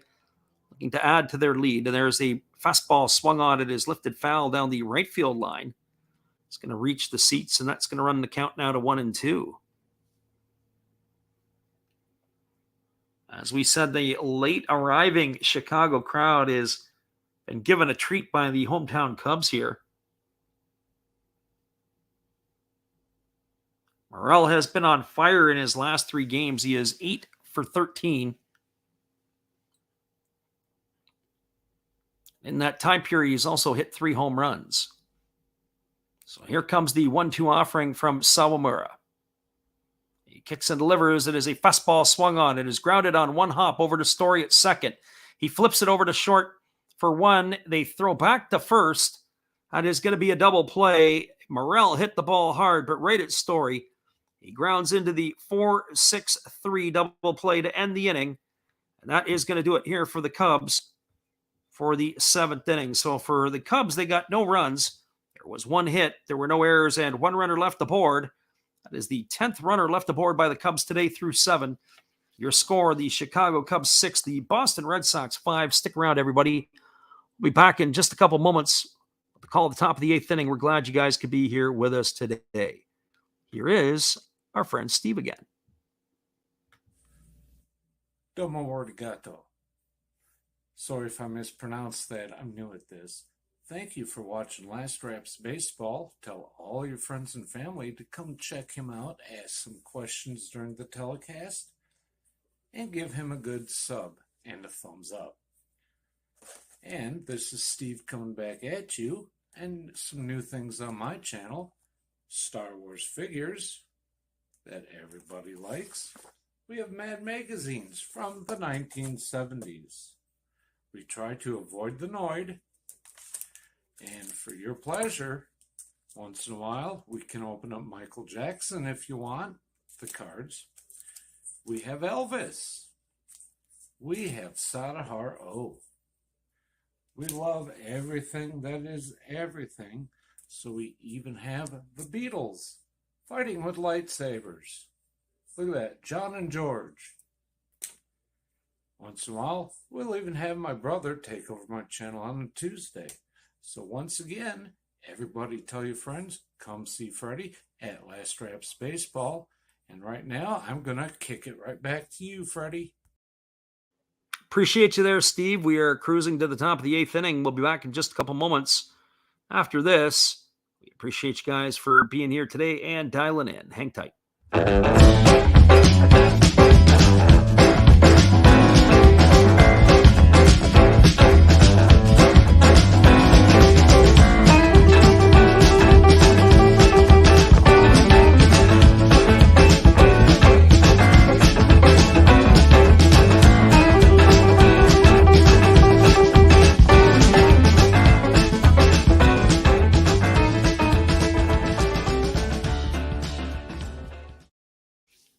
Welcome back, everybody. We are moving now to the top of the 8th inning. It's going to be Alex Verdugo, Trevor Story, and Franchy Cordero. They come up to bat here for the Red Sox in their inning. It is going to be Chris Martin on in relief. This is going to be his 27th game of the year. He's got 23 in the 3rd innings. He's got a 3.86 ERA under his belt. He pitched last night's ball game. So Martin on in relief, and here's the first pitch to Verdugo. It's a breaking ball that misses down and in. And the count is 1-0 to Verdugo. So the Cubs pitching parade is also on full effect. This is the 4th pitcher used now by Chicago. So Martin in here to pitch the 8th inning. He is a tall fella, is for sure. So 1 ball and no strikes. Here's the offering. It is a fastball swung on and missed. Going to run the count now to 1-1. Martin on in relief, the veteran right-hander. He's at 6'8", 225 pounds. And he's ready to go back to work against Alex Verdugo. He kicks and delivers. It is a fastball swung on, and it is grounded through the shift into left field. Patrick Wisdom was over in the shortstop sort of position, and he grounded it right through the 6 hole past Wisdom.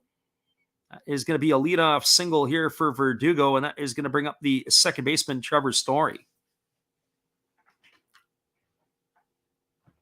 For Trevor Story on the afternoon, he is 1 for 3 today.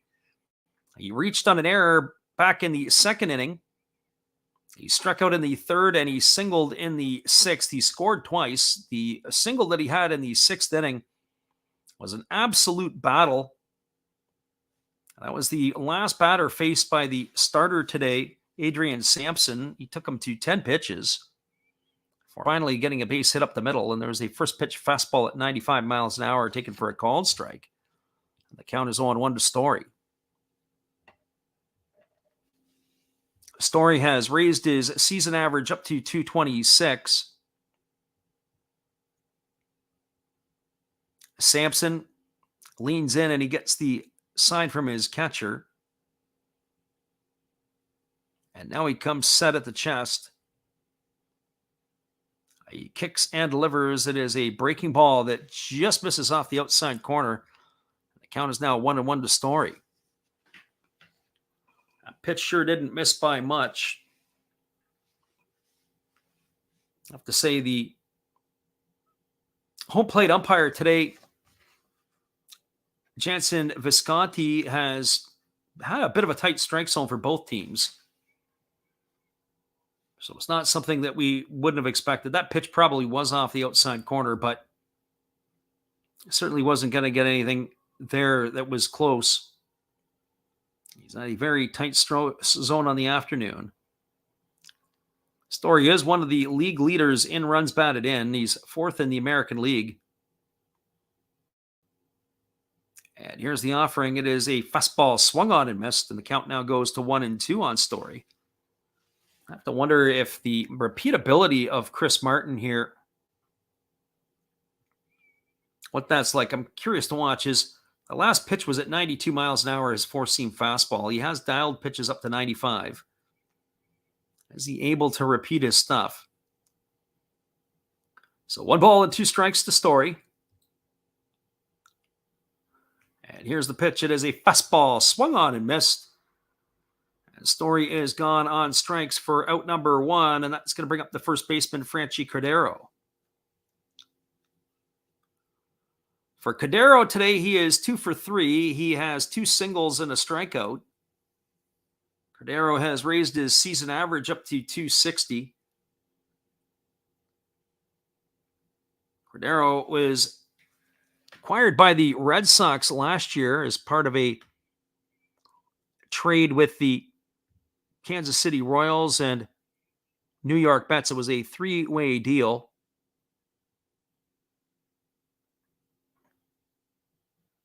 That was the one that sent Andrew Benintendi packing to the Royals.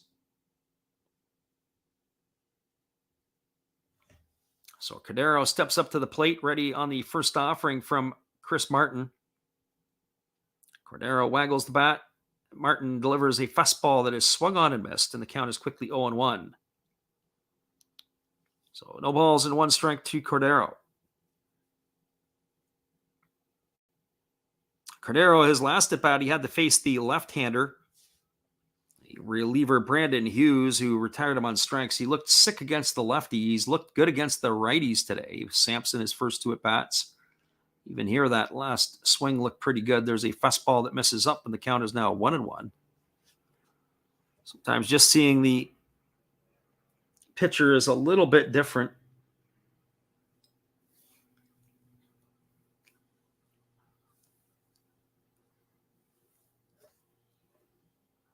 So 1-1 strike. There's a fastball swung on and fouled away, and now the count goes to 1-2 on Cordero. There is action in the Cubs bullpen. You get an opportunity to see who is up and throwing. And there's a pitch. It is a changeup that is swung on and tap foul. It's going to run the count still the 1-2. Looks like it is David Robertson in the pen. He's not throwing at the immediate moment. So 1-2 strikes here. Cordero. But Robertson is on the ready as they want to get him to close it out. And Martin fires over to first base, and diving back safely in time is Verdugo.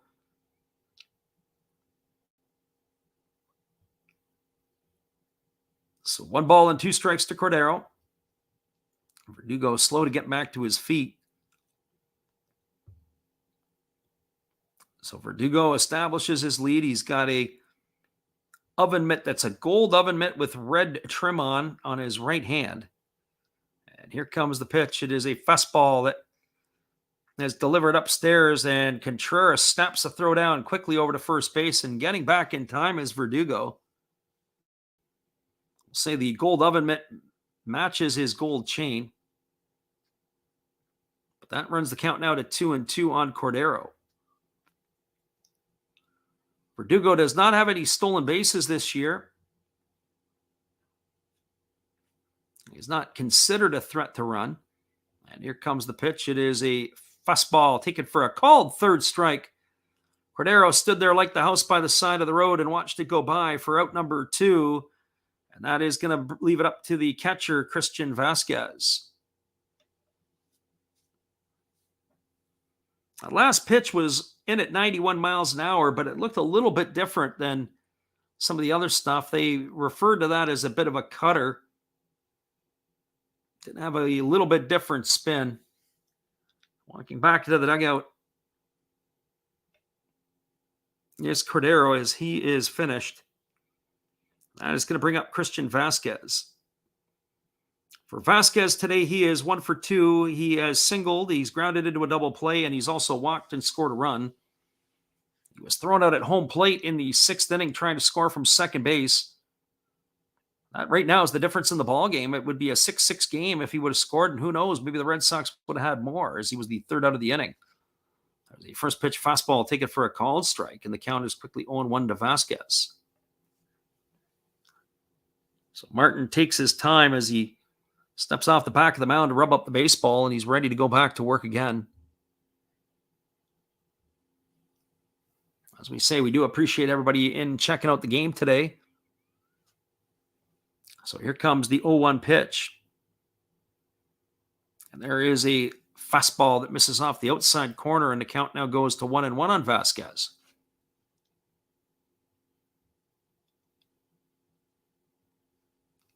So 1 ball and 1 strike. Verdugo, the runner at first with 2 away.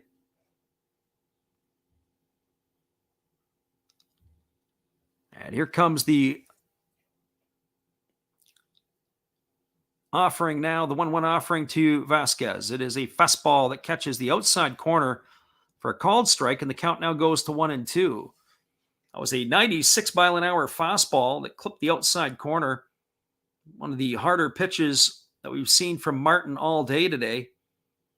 I wonder if he's going to come back with something soft here to try to finish the catcher Vasquez off. So 1 ball and 2 strikes. Martin holds at the chest. And now he kicks and delivers. It is a fastball that just misses off the outside corner. And the count goes to 2-2. So just as the Boston Red Sox have walked 10 batters today, the Chicago Cubs as a team have only walked 2. That pitch there was close off the outside corner, but good discipline by Vasquez to hold up on that one.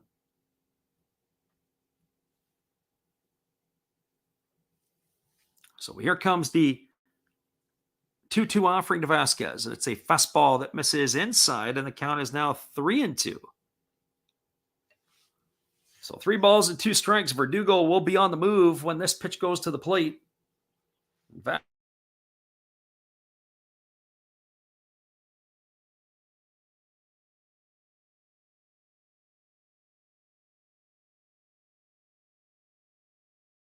Vasquez is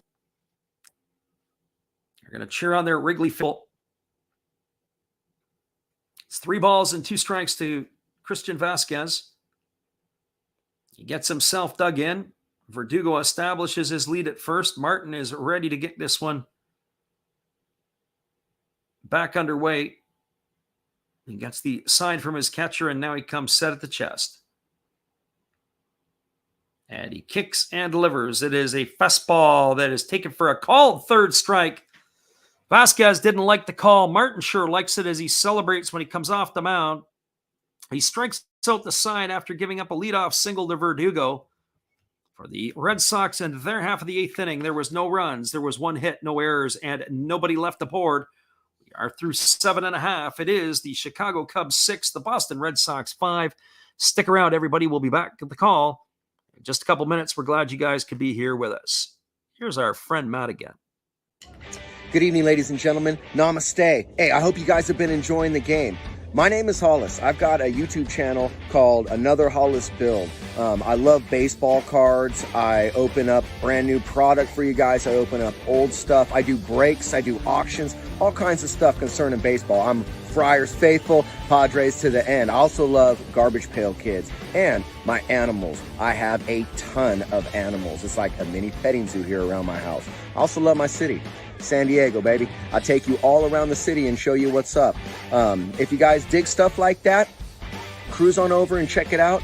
It's Another Hollis Build. If you dig it, subscribe. I'd really appreciate to have more follow me along on the journey. Hey, either way, you guys have a wonderful day or a beautiful, beautiful evening. No matter which one it is, make sure that you make it great, my friends. Big up Last Raps Baseball. Yeah, Freddie, let's go. One love and peace. Yeah, man.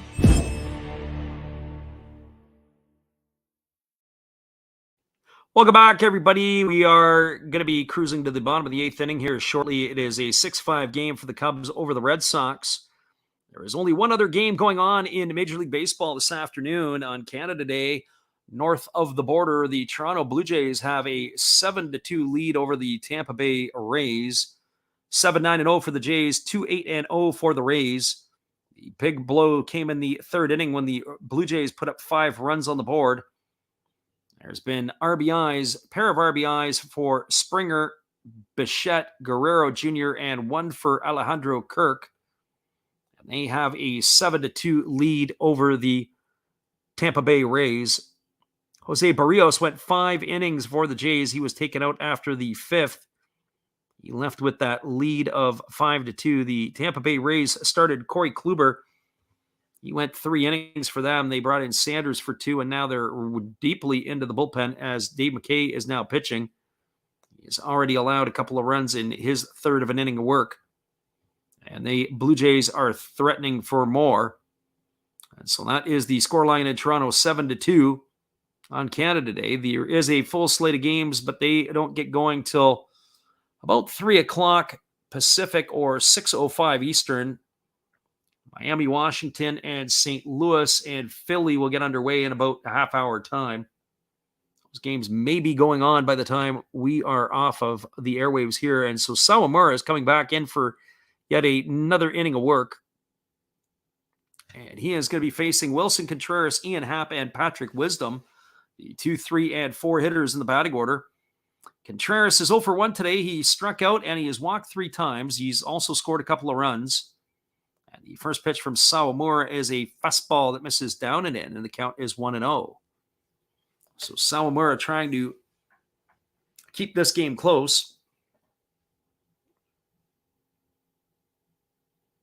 Or close enough so that the Red Sox got an opportunity to possibly score a run in the top of the 9th. So here comes the offering to Contreras, then the 1-0 pitch is a fastball swung on and missed, and now the count goes to 1-1. So 1 ball and 1 strike.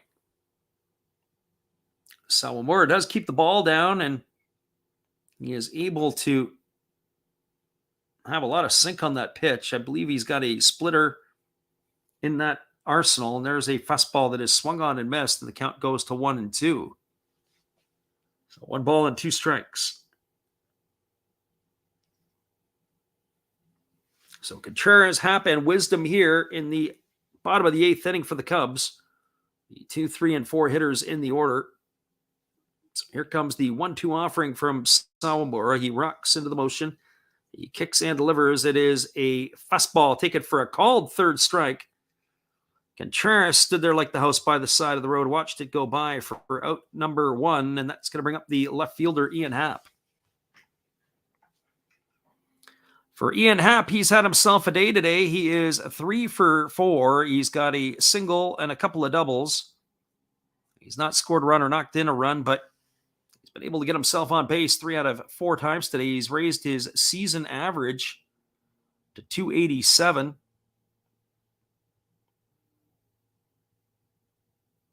So here comes the first offering from Sawamura. It's a fastball swung on and fouled away. The count is quickly 0-1 on Happ. Contreras, as we said, he struck out to lead off the inning, and here's the pitch to Happ. It is a breaking ball swung on. It is grounded to first, and it gets through Cordero. Digging for second is Happ, and he is going to be aboard. They haven't made it official yet, but I'm going to say right now that ball was an error. And the Cubs are cheering as Ian Happ is standing on second base. It's the 4th time today he has reached base. I'll have to see it again. That ball took a weird hop and went right by Franchi Cordero. And it ended up getting by him and by the first base umpire. We're going to mark it down as an E3. If we have to change it, we'll let you know. It's going to bring up the third baseman, Patrick Wisdom. The worst part about that was, and that was an error, by the way, the worst part about that was that the first baseman, Franchi Cordero, in my opinion, had time to be able to get his body in front of the ball. He laid up on it a little bit, and the ball had some hook to it, and it just kept hooking right away from him and ended up waving at it, and as it went by, it got into the corner.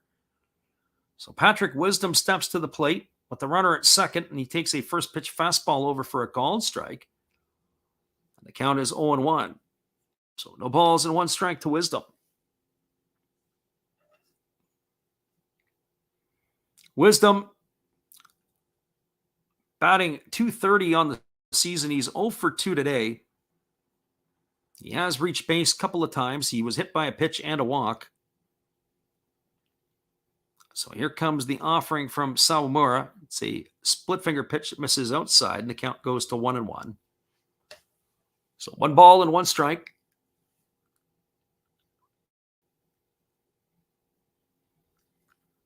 Wisdom gets himself dug in. He's ready to get the offering now from the right-hander Sawamura. Sawamura checks the runner at second. There's a fastball that misses down and away, and the count now is 2-1 on Patrick Wisdom.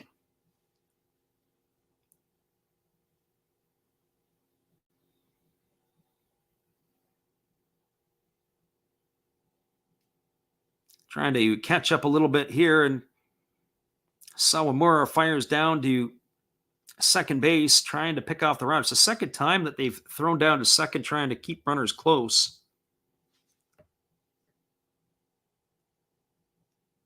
So Sawamura checks the runner at second. And here comes the pitch. Pitch just misses off the outside corner.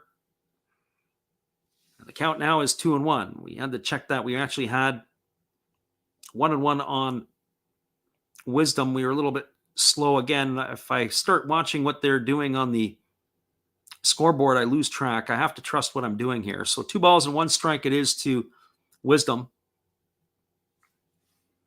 Sawamura again checks that runner at second. He is concerned about Happ. He definitely doesn't want to let him score from a base hit. And there's a fastball swung on and missed. The count is now 2 balls and 2 strikes. So 2 balls and 2 strikes.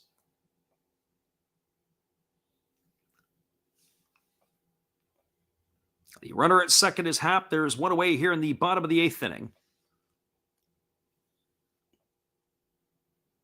As we said, the crowd is really filled out in Wrigley today. But I'm sure a lot of those people missed that opening home run by Jaron Duran to start the ball game. A lot of empty seats at the beginning of the game. Here comes the pitch. It is a split finger pitch swung on, and they have tagged the batter Wisdom, and he has gone on strikes for out number 2. That is going to leave it all up to Nico Horner. Horner today is officially 0 for 0. He has one plate appearance. He's hitting in the spot where Narcisco Crook started the game, and then Rafael Ortega came in to replace him.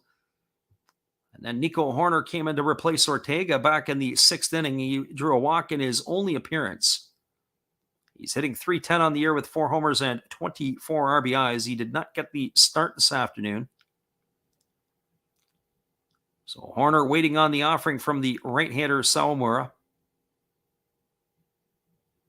And here he kicks and delivers. It is a fastball swung on and missed.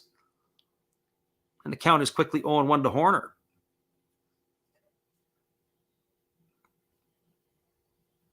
The big knock on Nico Horner has been his ability to stay healthy. He's looking to dispel that myth this year, as this is the most games he's played to this point in a season. So Horner waiting on the offering from Sawamura. And here's the pitch. It is a fastball swung on and fouled away right into the catcher Vasquez, and it's now 0-2.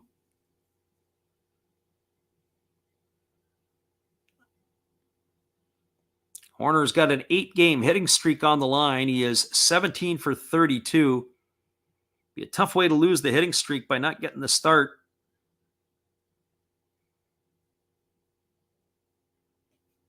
It's like the Wrigley faithful in the outfield are making a train of beer cups. That's the biggest highlight for the bleacher creatures right now. There's a fastball that is swung on. This ball is lined to first. A nice play by Cordero to make up for the error that allowed Ian Happ to reach first base. And that is going to do it here for the Cubs in their half of the inning. So they had no runs. There were no hits. There was one error. And there was one runner left on base. And that gives the Cubs now 11 runners they've stranded today.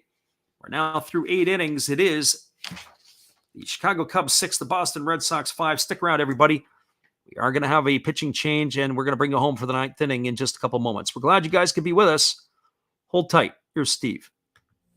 Hello, guys. Thank you for joining Freddie here on his baseball game. And I'm Steve Rademacher, and my channel is really all about everybody, including all my international friends. We have such stuff as non-sport packs from Canada, the OP cheese. We have the Greek Freak. We have money from around the world. We have lira. We have yen. We have francs. We have pounds. We have Deutschmarks. We have all kinds of cool stuff like that. We even have some cooler things like Japanese women wrestlers and OP-Chi baseball cards where I cannot read the back. We even have unopened material like the royal family, I know it's backwards, from London, England. Thank you for watching. Back to Freddie. Appreciate you there, Steve. We have a coming up. It's going to be David Robertson. We'll get all his specs in just a couple moments. We appreciate you guys for being here. Stay tuned. We'll be back in 30 seconds with the call, the top of the 9th inning.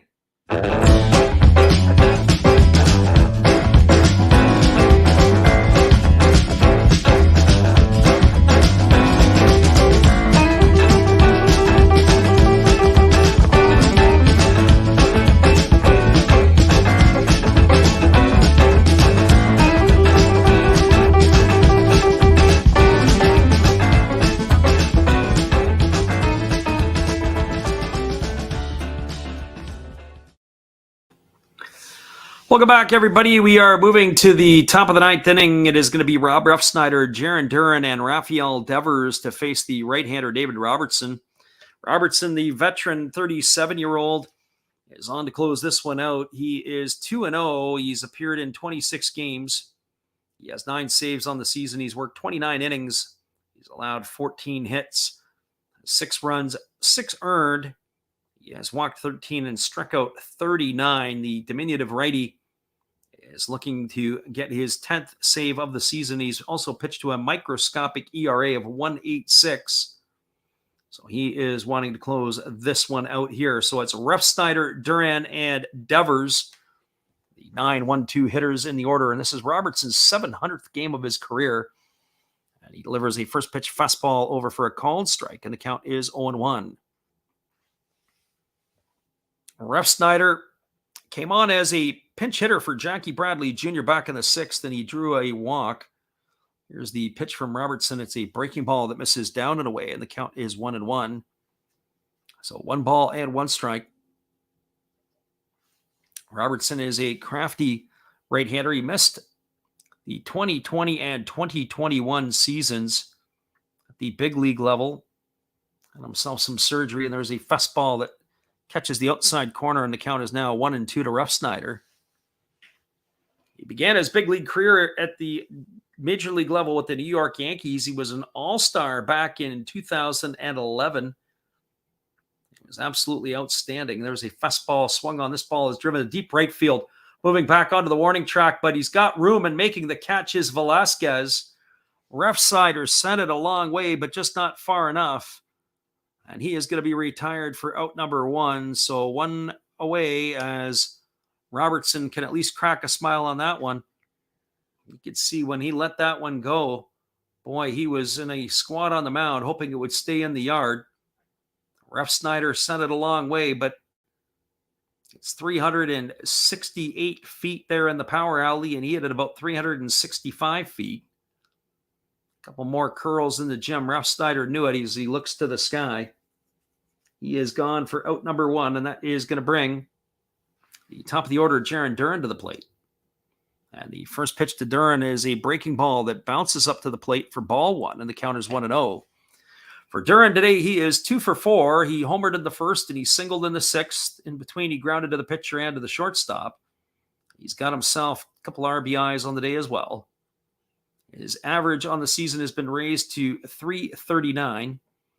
Here's the pitch from Robertson. It is a breaking ball swung on and tap foul. It's going to be retrieved over by the first baseman, P.J. Higgins, and that's going to run the count even to 1-1. So 1 ball and 1 strike. Our friend Shotgun Shell says, dig me up a run, Freddie, here in the top of the 9th inning. I'm not sure about that one. I have a feeling it's going to be tough going. Ref Snyder did his best. There's a breaking ball swung on. It is grounded over to first. It's fielded neatly by Higgins, and that is going to retire Duran on a ground out to 3 for out number 2, and that's going to leave it all up to the Red Sox third baseman, Rafael Devers. Well, the Wrigley crowd is now on their feet. They're sensing victory here as they have a 1-run lead here in the top of the 9th inning. And as I said before, I sure didn't see the way this game started out that this Cubs would be in this position for a victory. Devers steps to the plate. He is 1 for 4 on the ball game. He struck out looking his last time up. He's singled, he's grounded to second, and grounded back to the pitcher. So here comes the first offering from Robertson. It's a breaking ball swung on. It is grounded over to the shortstop side of second base. It is fielded by Simmons. He throws to first, and that is going to do it. That is going to end the inning here for the 3rd out. And the Chicago Cubs have come away with a victory in Game 1 of the series against the Boston Red Sox. In the 9th inning, there were no runs, no hits, no errors, and nobody left the board. Your final score is the Chicago Cubs 6, the Boston Red Sox 5. Stick around, everybody. We'll be back in 30 seconds to wrap this baby up and to let you know about everything else that's coming up on our channel in the next little bit. We're glad you guys could be here with us. Here's our friend Dave. Hey, everybody. Thanks for checking out the game and Last Raps Baseball. This is Dave, Zero Thought Sports Cards. If you like pack openings, baseball, all that good stuff, check us out. Drop a comment on our channel this month to win a mystery pack of cards. All you gotta do is say Last Rap sent you to be entered. And we'll drop a video later on this month announcing the winner. Enjoy the game. Welcome back, everybody. We are going to wrap this baby up. There's only one other score on the out-of-town scoreboard, and we'll take a look at that one first. In Toronto, the Blue Jays now have an 8-2 lead over the Tampa Bay Rays as they go to the bottom of the 7th inning. It was 5 runs in the 3rd and 3 in the 6th that have the Blue Jays giving them their 8 runs. And they have a 8-2 lead. And ironically, in Toronto, when you think of that many runs, you think of home runs galore. There's not been a single home run hit in that ball game. Springer has knocked in a pair, Bichette's knocked in a pair, Guerrero's knocked in 3, and Kirk has knocked in 1. 8-9-0 for the Jays, 2-8-0 for the Rays. That's where they stand in the top of the 7th inning. All the other games are later starts today. And this one here, the Boston Red Sox jumped out to a 1-0 lead on the first pitch of the ball game. Jaron Duran drove one to straightaway center field. You give the Red Sox a 1-0 lead. In the second inning, the Sox added 3 more runs after an error by Patrick Wisdom to Trevor Story to lead off the inning. Franchi Cordero singled and Christian Vasquez walked. Then Jackie Bradley Jr. cleared the bases with a 3-run double. The Red Sox were in cruise control, looking like they were going to run away and hide, as they were up 4-0. In the 5th inning, the Cubs finally got to the starter, Rich Hill. It was a walk to lead off the inning to P.J. Higgins, and Nelson Velasquez tripled. After Andrelton Simmons flew out, it was a RBI single by Morel, then Contreras had walked. The next thing you know, it was a single by Ian Happ. Patrick Wisdom was hit by a pitch, and then Rafael Ortega walked with the bases loaded to drive in a run. And that gave 3 runs on the board for the Cubs, and the score was then at that point 4-3. Then the Cubs got another. Then the Red Sox, in their half of the inning, padded the lead as, with 1 out, Trevor Story singled. That ended up knocking Adrian Sampson out of the game. And then Franchi Cordero struck out, and then a Christian Vasquez single and a Rob Refsnyder walk loaded the bases. Jaron Duran stepped to the plate and knocked in Trevor Story. But Christian Vasquez was thrown out trying to score from center field by the center fielder. And that ended the inning, and the score was all knotted up, or was at 5-3 at that point. We went to the bottom of the 6th inning, and the Cubs scored 3 times. After 2 out, after Higgins and Velasquez were out, Andrelton Simmons walked. A 2-run homer by Christopher Morel tied the game. Then Contreras walked. Then Ian Happ doubled. Then Wisdom walked. And then Nico Horner, who was pinch hitting for the pinch hitter Rafael Ortega, he walked and knocked in a run, and that put the score to 6-5.